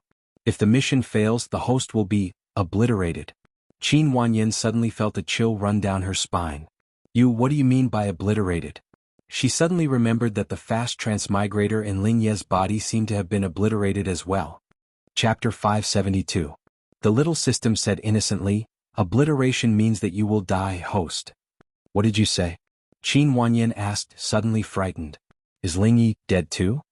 Sorry, you don't have enough authority to check the results for you. Qin Wanyin asked in frustration. Can't I not do this mission then? No, host. Can't I not be a fast transmigrator? No, host. The little system was still soft and adorable, but Qin Wanyin shuddered. She realized belatedly that being chosen to be a fast transmigrator might not be a good thing at all. The shooting schedule for the snail noodles commercial was soon set, and the shooting plan was also sent to Xiangyi. The content was very simple. It was a heartwarming and beautiful scene of a human and a cat cooped up at home. They would then cook a bowl of steaming hot snail noodles while the kitten played with a furry ball. On the day of the shoot, Shi Sui also had an itinerary and went out early in the morning. Xiangyi set off at 8 o'clock and Xiao Naofu came over clingily. Last night, Xiao Naofu and little Shiji got into a fight. To be precise, Xiao Naofu beat little Shiji up one-sidedly. In the end, Xiao Naofu accidentally fell and hit its head on the edge of the table leg. It was clearly its fault, but Xiao Naofu was so infuriated that it ignored little Shiji and insisted on going out with Xiangyi. Xiangyi had no choice but to carry it on her back in a cat bag. Anan also put a simple cat toilet in the car. The space was cramped and Xiao Naofu had no choice but to huddle in the corner. Kittens are the most adorable creatures in the world. No matter how poor we are, we can't let kittens suffer. As soon as Xiao Naofu got into the car, it came out of the cat bag and lay in Xiangyi's arms coquettishly, allowing her to gently stroke the back of its neck with her soft fingertips. Anan took out his cell phone, took a photo of the scene and updated it on Weibo. Xiangyi basically didn't post on Weibo, but Anan would occasionally post about her daily life. Hence, many Spicy Tutu fans followed him. As soon as the photo was posted, it received more than 1,000 likes. Pretty girl and little kitten, double critical hit. I can rub 10 of these kittens in a day. Xiao Naofu, you perverted cat. Its claws are actually on Sister Yi's chest. Sure Sui Shuringdi, here's a cat wearing a green skull cap for you. The Spicy Tutu fans were sucking on the cat and licking the screen. Suddenly, some discordant comments appeared under the Weibo post. What does XY mean? Are you trying to intimidate us? Of all times she chose to do it now. Who would believe that she didn't do it on purpose? Our pudding is a celebrity pet. It's not something that this kind of hybrid pastoral cat can compare to, okay? Anan was confused by the comments. What's wrong with these people? Do they have nothing better to do this early in the morning? Xiangyi tilted her head and frowned. What's the name of the cat in the shooting plan? Anan was slightly taken aback. He then made a video call to Si Chuanbai. When the call connected, Si Chuanbai seemed to be in the middle of a meeting. Dressed in a suit and leather shoes, he sat upright and raised an eyebrow at him. What's the matter? Mr. C, am I disturbing you? Anan felt a little guilty. Recently, every time he looked for Si Chuanbai would reply almost instantly, which gave him the illusion that Si Chuanbai was very free. That was why he boldly made the video call. Are you busy? I'll contact you later. Si Chuanbai, you're not disturbing me. Speak. Chapter 573. Anan briefly described what had happened. Si Chuanbai, on the other end of the video call, had a serious and cold expression, as if he was the head teacher who was supervising the primary school students whether or not they were wearing a red scarf. In fact, in the conference room, everyone stared at Si Chuanbai dumbfounded. This man, who was usually called a ruthless work machine, was now leaning back in his chair, twirling a black and gold pen between his fingertips. He was obviously relaxed and lazy. Everyone looked at each other. Something was wrong. Something must have happened. Was Mr. C video chatting with his girlfriend? Mr. C, that's probably what happened. Anan swallowed and lowered his head dejectedly. You can scold me. Si Chuanbai, why would I scold you? It's because I posted that photo, that's why Pudding's fans were so obedient. Pudding was an internet celebrity cat and its owner was called Dummy. Its Weibo account and short video account had millions of fans. If you want to condemn someone, you can always find a pretext. Si Chuanbai pressed his forehead. Don't worry about it, I'll handle it. Anan, huh? That's it? He thought it was a big deal, but Mr. C downplayed it so casually? Si Chuanbai raised his eyebrows. Are you questioning my ability? The man's tone was quite meaningful. On the screen, little colored fur was panicking. It clumsily shook its head and stuttered, No, Mr. C is very good in every aspect. No one knew which sentence pleased Si Chuanbai, who was a glacier that never melted, but the corners of his mouth lifted slightly. Okay, give the phone to Sister Yi. Okay. Anan gave the phone to Xiangyi. The smile in Si Chuanbai's eyes disappeared, and he returned to his usual cold and ruthless work mode. Some time ago, I just happened to study some examples of successful internet celebrities. Adai is one of them. Her success was not accidental, but inevitable. First, it's the packaging of the team behind it. Second, it's the persistent hype. Third, it's the constant abuse of the fans. After a pause, he said, I suspect that her cat is no longer the original cat. Xiangyi narrowed her eyes. But you don't have to worry about Sister Yi. I have a lot of dirt on her and her cat. If she continues to provoke us, we won't hold back. Sorry to trouble you, Mr. C. You're welcome. After hanging up, Xiangyi searched for Pudding's photo. It was a white ragdoll cat with fluffy fur and slightly folded ears. It had different colored pupils, one blue and the other yellow, like beautiful gemstones. Other popular cats were also chubby, but Pudding was especially chubby, almost beyond human understanding of cats.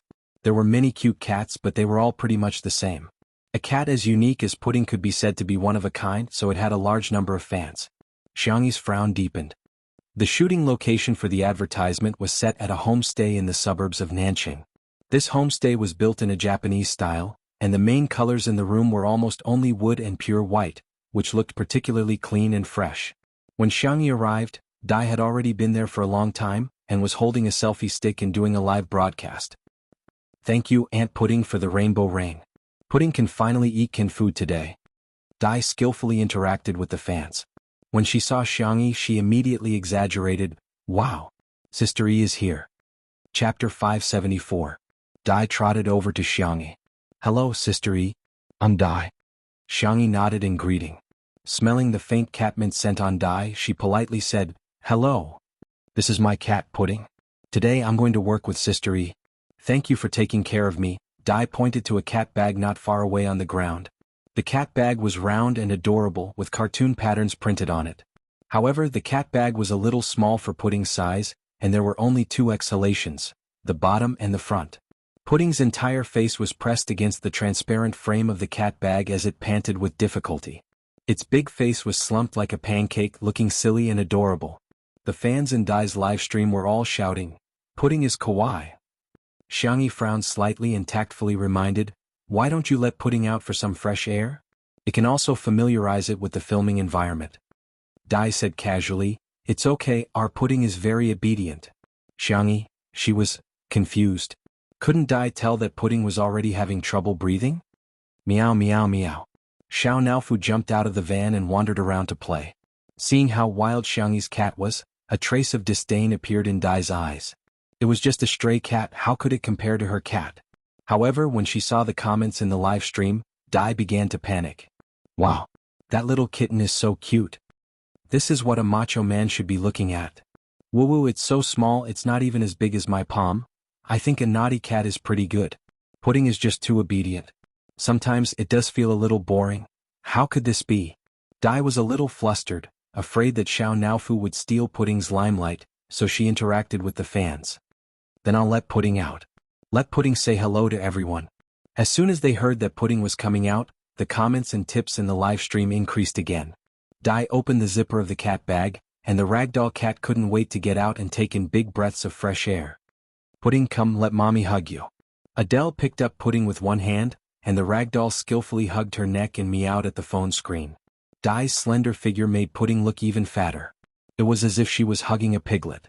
The visual effect was particularly shocking. Our Pudding needs to go on a diet." Dai pretended to lament, "If you continue to be so fat, you'll become a kitten that no one likes." When the fans heard this, they all teased, "What kitten? It's clearly little Juju." "No, I don't think Pudding will look good if she's thin."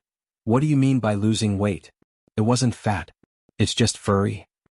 Dai was about to say something when the director of today's commercial came and asked Pudding and Xiangyi to get to know each other. "Pudding, be good, okay?" Dai instructed.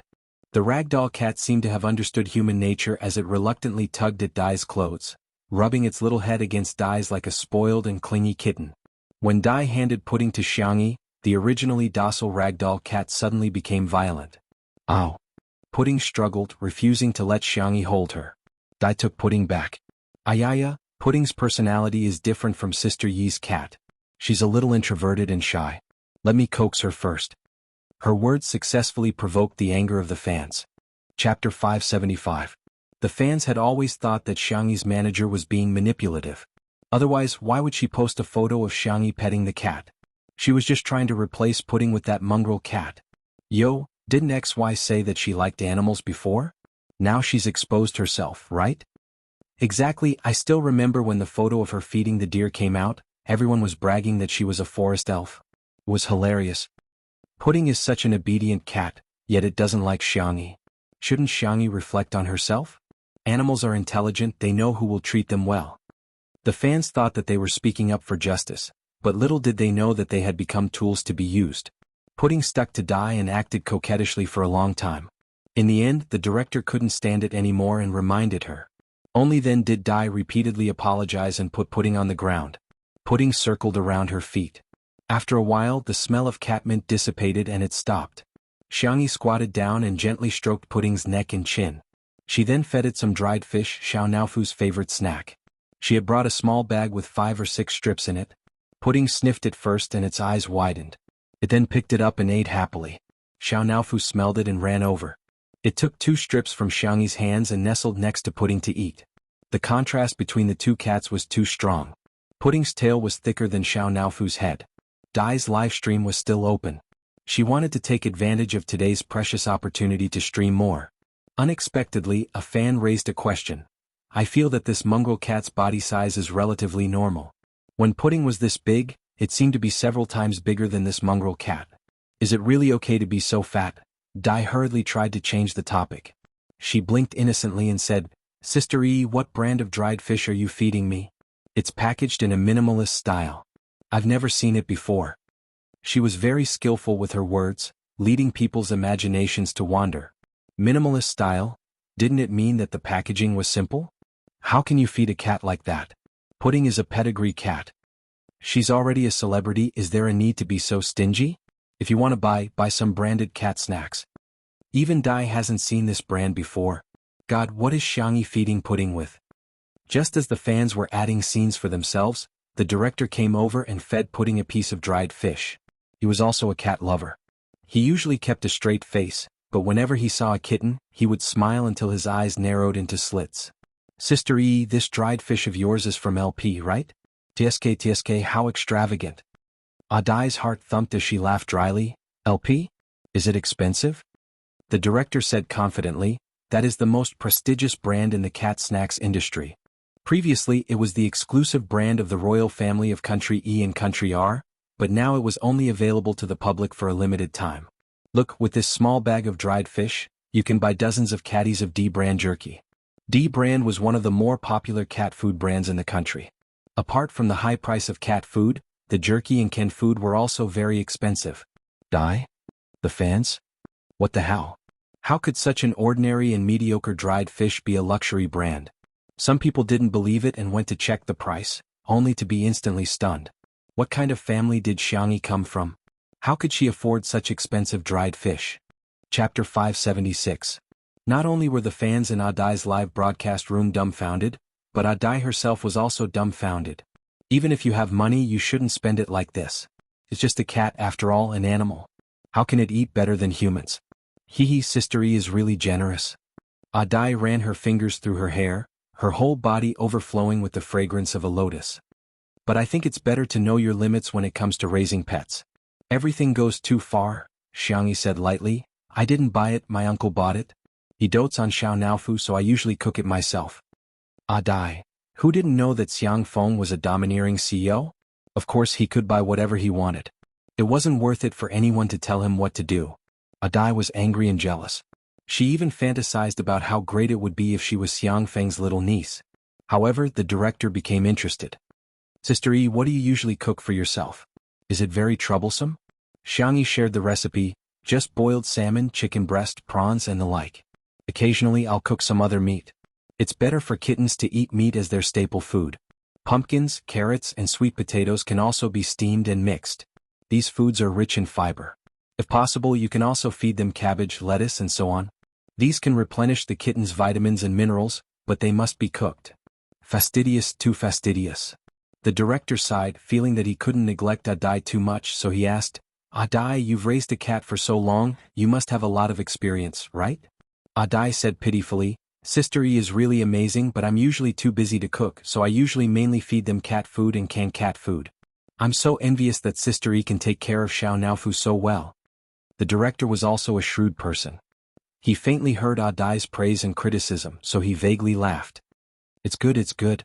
All right, everyone get ready, let's start shooting. The set had been set up in advance. It was a warm and beautiful living room with bright windows and clean tables. With the help of orange lighting, it created just the right amount of warmth. Xiangyi changed her clothes and came over. She wore a clean purple sweater paired with a white long skirt, looking incomparably gentle. With the help of the dried fish, Pudding was now very friendly to Xiangyi.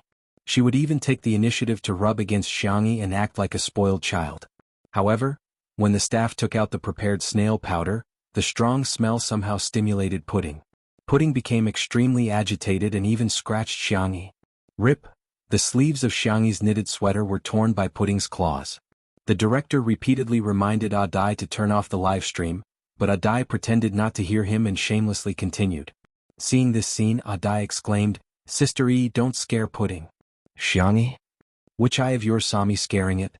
However, Pudding's fans didn't care about that. "Is this woman crazy? Why are you scaring our Pudding baby? XY, do you think Pudding is your cat? It's very delicate. You can't treat it as you wish." Pudding obviously hates Xiangyi. "Can't you replace Xiangyi? Otherwise I won't watch this commercial.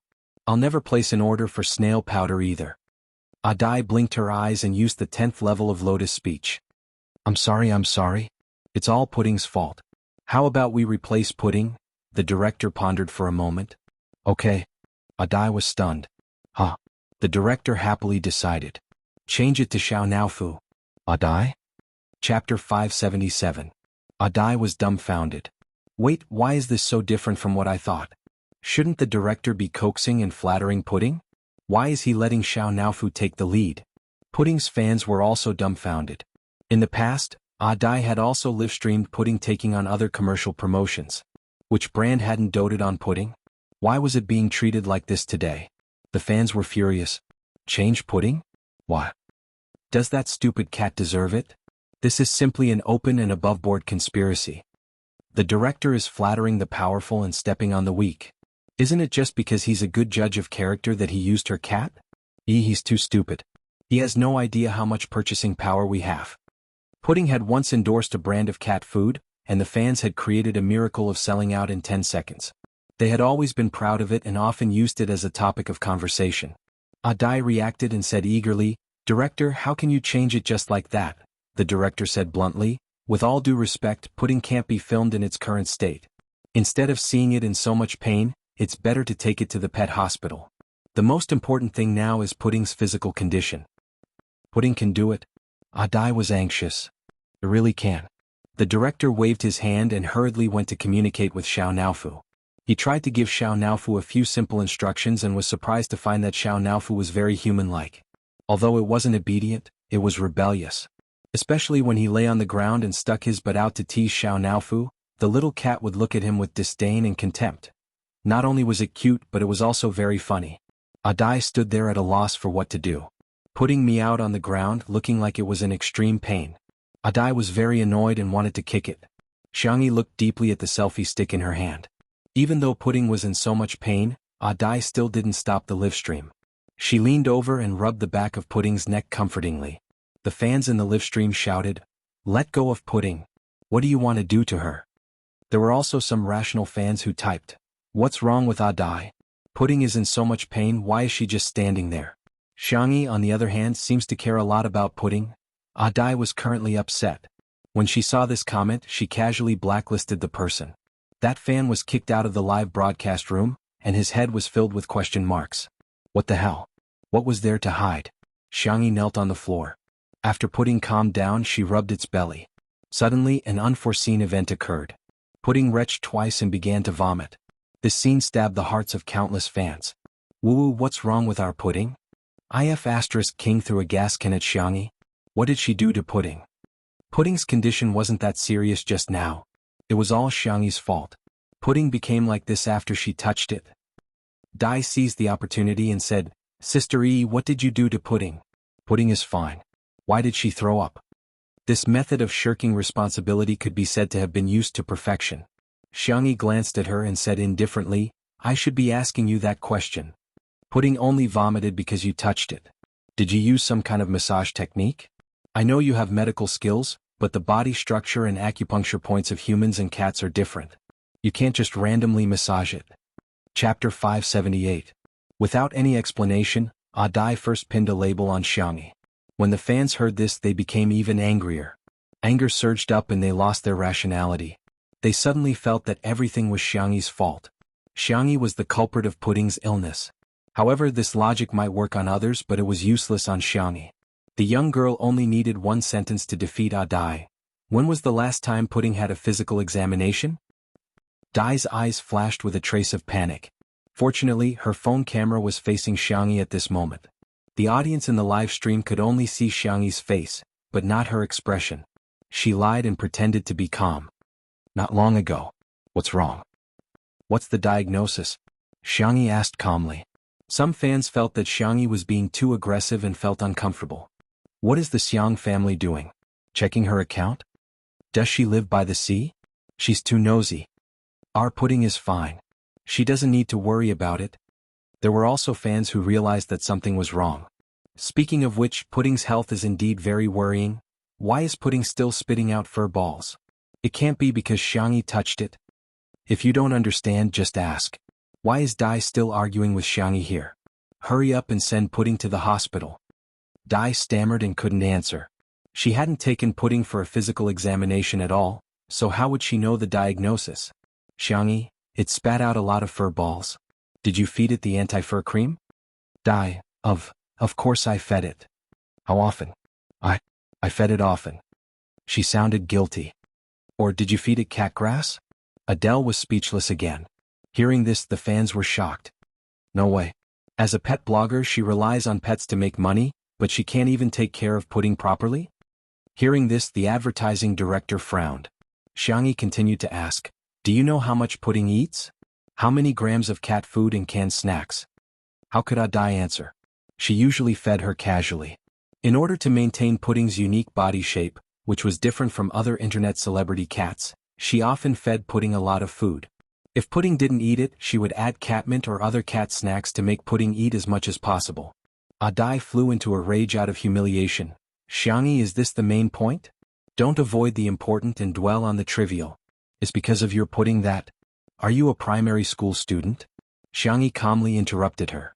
The more carefree the young girl was, the more it made Adai look like a shrew. Let me touch Pudding. Will there be fur balls in its stomach? If I touch the Pudding, will it spit out so much undigested meat? If I touch the Pudding, will it not be able to tolerate the frequent catmint stimulation? Anan was dumbfounded. Sister E, what are you talking about? Undigested catmint stimulation. It's very simple. It's because Pudding ate more food than it could bear, and it didn't properly replenish the anti-fur ingredients.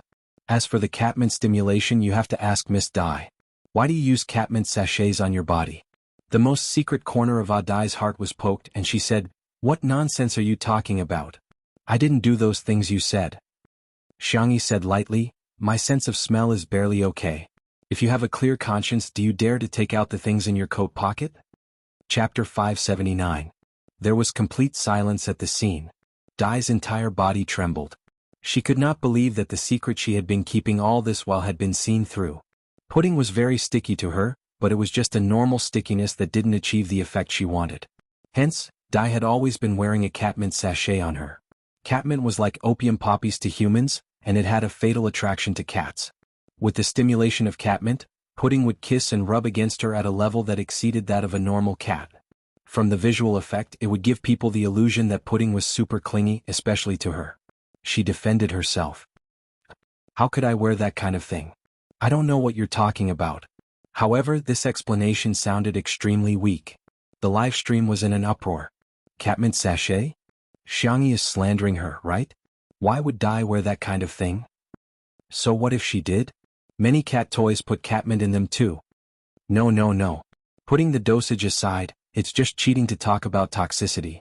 For example, the catmint in a cat toy is a sip of Coke, but if her sachet is a liter of white wine, it's terrifying. Dai, if you have a clear conscience, why don't you just take out what's in your jacket and show it to everyone? You can even give Xiangyi a slap in the face. I believe that the truth is clear and there's no need to argue. Seeing the comments in the live stream, Dai suddenly came to her senses. She suddenly regretted turning on the live stream. If she hadn't, she could still cover it up. But now, her fans were all clamoring to see what was in her pocket. If she took it out, wouldn't she be exposed? It's a groundless accusation, why should I cooperate with you? Dai picked up Pudding in an attempt to cover it up. Forget it, I can just hide. I'll leave now. I don't want the liquidated damages either. It won't affect your filming. She said it in a dignified manner, as if Xiangyi and the others were forcing her to leave. She didn't expect the director to directly undermine her. Miss Dai, we didn't sign a business cooperation contract at all, so how can there be liquidated damages? Please be careful with your words. After being in the entertainment industry for so many years, who wasn't a shrewd person? If it were any other time, the director would not have taken the lead.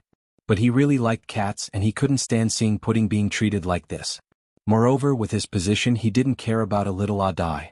It was normal for him to act up once in a while. As soon as he said that, there was another uproar in the live streaming channel. After all, Dai had been bragging about Pudding's endorsement for a long time. Recently, Pudding's value had increased a lot. So, Pudding's commercial this time wasn't a commercial collaboration? So what? Working for free? She didn't know that Dai had specifically asked for free in exchange for this shoot. She wanted to use this shoot to raise Pudding's value and make more money. Adai was a little embarrassed and tried to use Lotus words to resolve the predicament.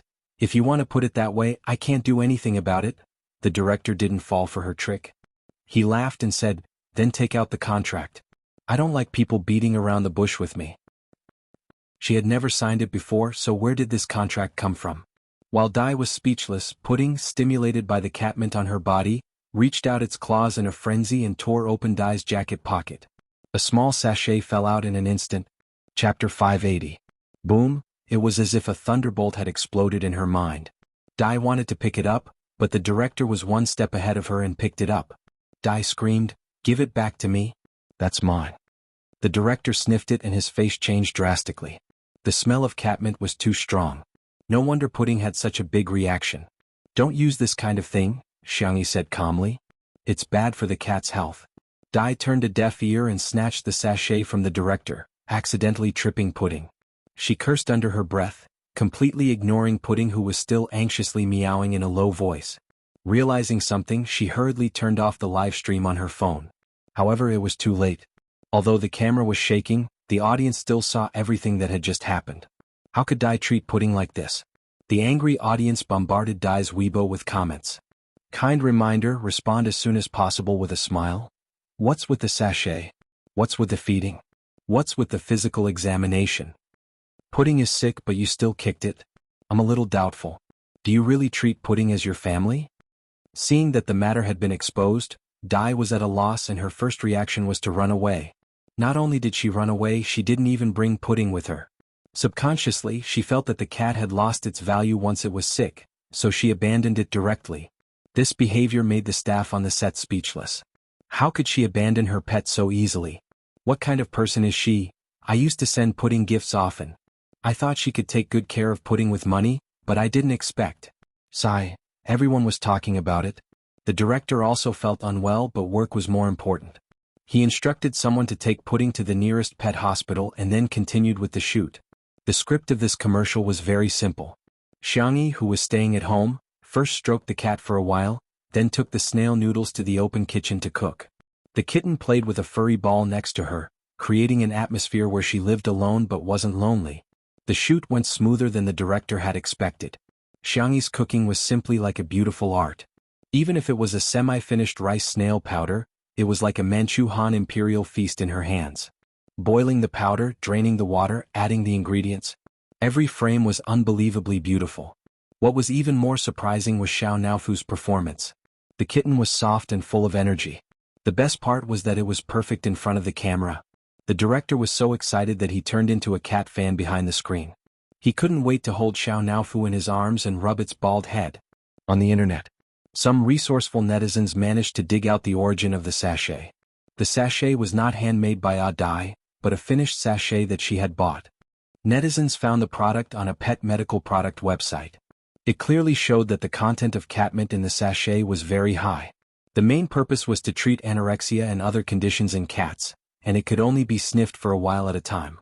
Because it was relatively unpopular, its sales were not high and very few people knew about it. However, Adai wasn't using it to treat illnesses but to wear it daily. He even let Pudding smell it for several hours. The angry fans started scolding. Live streaming was a double-edged sword. It could bring benefits, but at the same time, it could also backfire. Some people even raised new questions. With Adai's way of raising her, was Pudding still the same as before? Chapter 581. At first, only a small number of people had their doubts, but one fan came up with solid evidence. She was originally a die-hard fan of Pudding, but after being kicked out of the live stream by Dai today, she was so angry that she became an anti-fan. She sorted through the old photos of Pudding on her phone and wanted to delete them all, but she found something strange. There was a slight difference in the color of Pudding's fur in the early photos and the current Pudding. Not to mention passers-by, even the fans couldn't tell. If it weren't for her amazing observation skills, she probably wouldn't have noticed it. Thinking of Pudding's size and the questions that Xiang Qi had asked in the live stream today, she posted on Weibo. Pudding's Aunt V, let's not talk too much. I'll just put up a set of comparison photos for everyone to find the difference. She posted the photos of the previous Pudding and the current Pudding. Pudding's Aunt V also had a lot of fans, most of whom were related to Pudding. When they saw this set of photos, they were first shocked and suspicious, then angry and furious. It was because they realized that although the photos were similar, they were really two cats.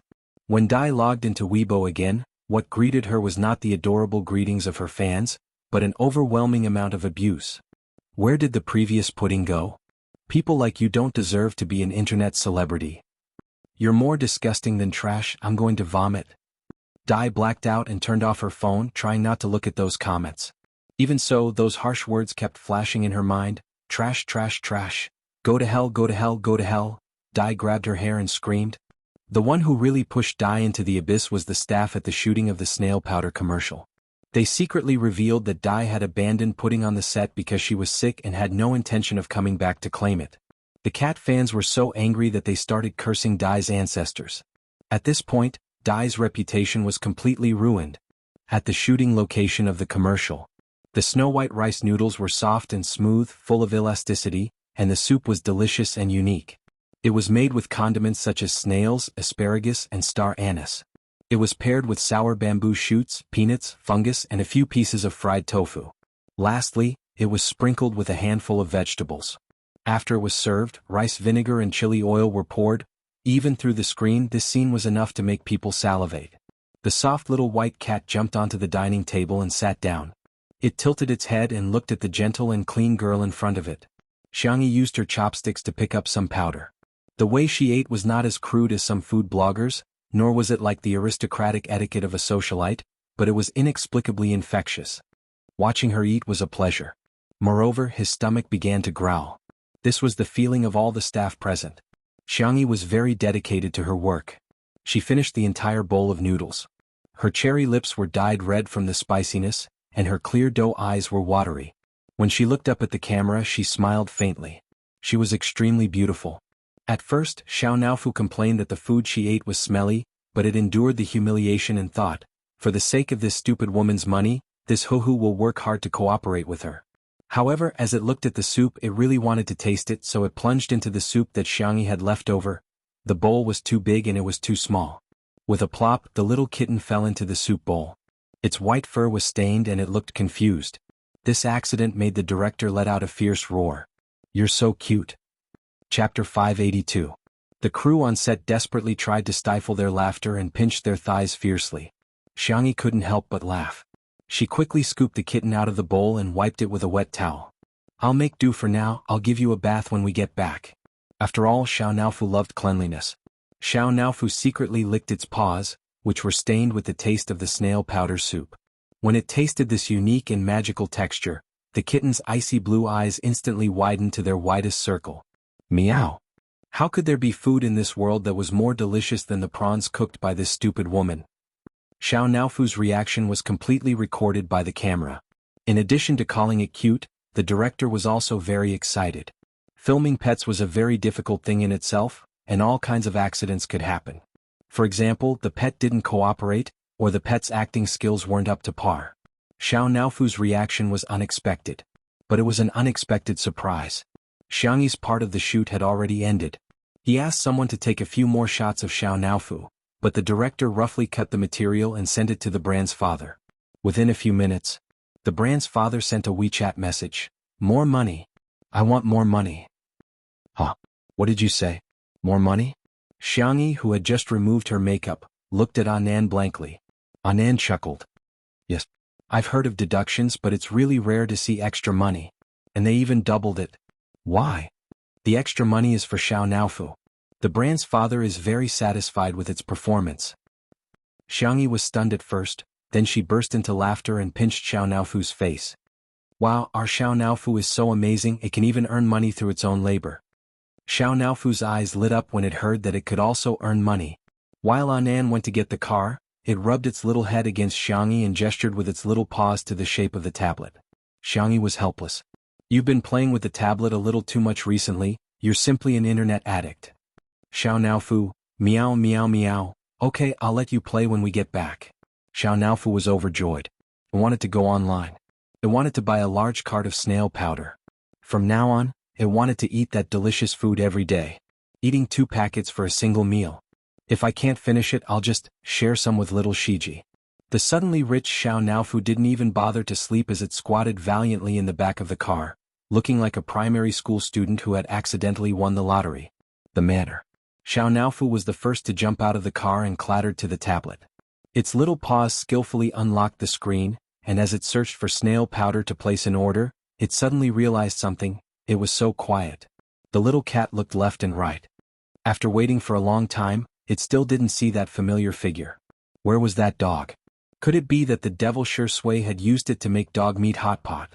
The young best actor was reading a book in front of the floor-to-ceiling window. His long legs were slightly bent and he looked focused and charming. Xiao Naofu pounced over and bit his trousers. Don't mess around. The man's voice was low and magnetic. Meow meow meow. Dog, return little Shiji to me. Seemingly sensing Xiao Naofu's abnormality, Shui looked down and stared at its dirty fur. She frowned slightly and picked up the little cat with her slender fingers. She gently rubbed the back of its neck twice.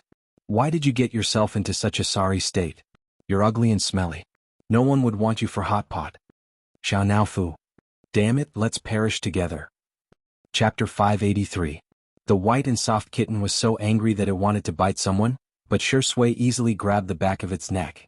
It was suspended in midair and could only flap its paws helplessly. Meow meow meow.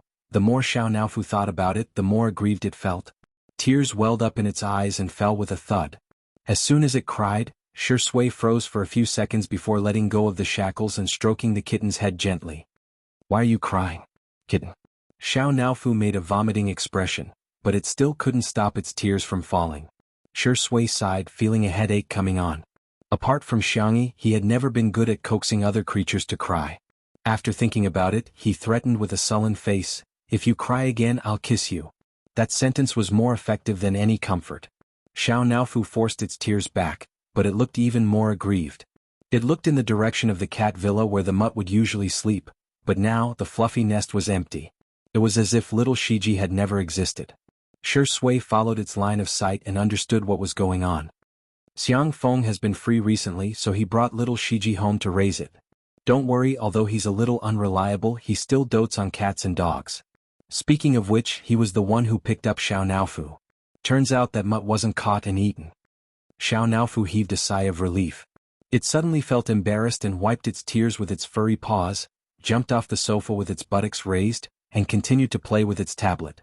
However, the games it usually liked to play, watch Mukden shows, and shop around were suddenly meaningless at this moment. After playing for a while, Xiao Naofu lay on the ground and wagged its tail in boredom. If only that mutt was here. It would lick my fur, act as a meat cushion, and even give up its favorite canned beef. Some time passed. Xiao Naofu, it's time to take a shower. Xiangyi's gentle voice sounded, but Xiao Naofu was still listless. Meow. Ha. Xiangyi pushed the tablet to it. Ever since Xiao Naofu learned how to type, communication between the two had become much easier. Xiao Naofu pressed the screen with its paws and asked, "When will little Shiji come back?" "That might not necessarily be the case. Why don't I send you to little uncle's house to stay for a few days?" Xiao Naofu shook his head solemnly and typed, "If this Hu leaves, who will protect you, stupid woman?" Seeing this, Xiangyi's heart warmed. She hugged Xiao Naofu and kissed it several times. "Xiao Naofu, why are you so cute?" "Meow. Don't use cute to describe this Hu, use fierce, okay?" Xiangyi was amused by its serious look. She lowered her head and sent a message to her uncle. Evening. The live stream started. Xiao Naofu squatted on the steps, gazing at the setting sun with melancholy. Looking out of the floor-to-ceiling window in the living room, he could only see a small round head with 2 drooping ears. She looked very listless. Li Jianyu specially found a camera position to film it, and the fans in the live broadcast room were all melted by its cuteness. From today onwards, I'm a cat fan. I'm going to bite such a cute kitten. Adorable, brainless. Happy, brainless. Until, woof, woof woof. When it heard the familiar bark, Xiao Naofu's ears immediately stood up. At the door, little Shiji was running towards it merrily. In the next second, Xiao Naofu jumped down the steps and ran towards little Shiji. Chapter 584. The sunset glow was gorgeous and magnificent. The cat and the dog ran in both directions. Many viewers couldn't help but smile in front of the screen. This is so cute. The two short legs are running towards each other. It's so touching. I actually cried watching this. It's so beautiful. Everything is soft and peaceful. Whoosh! The little cat and the Shiba Inu met successfully. Woof! Meow. Woof woof. Meow meow. The cat and the dog barked at each other a few times, after which little Shiji excitedly pounced on Xiao Naofu and kissed it while licking its fur.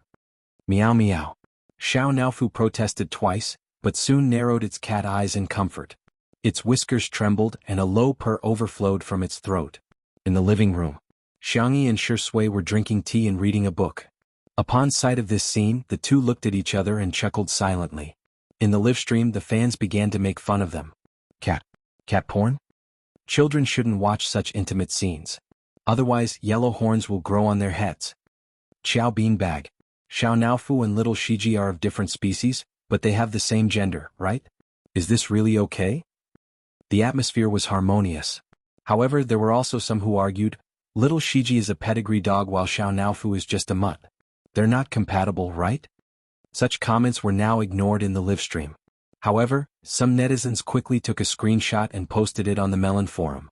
In addition to the ha ha ha ha, all kinds of idiotic netizens came out and seriously discussed the topic of this cat and dog mismatch. Come on, our Xiao Naofu is a young master who led a wandering life, okay?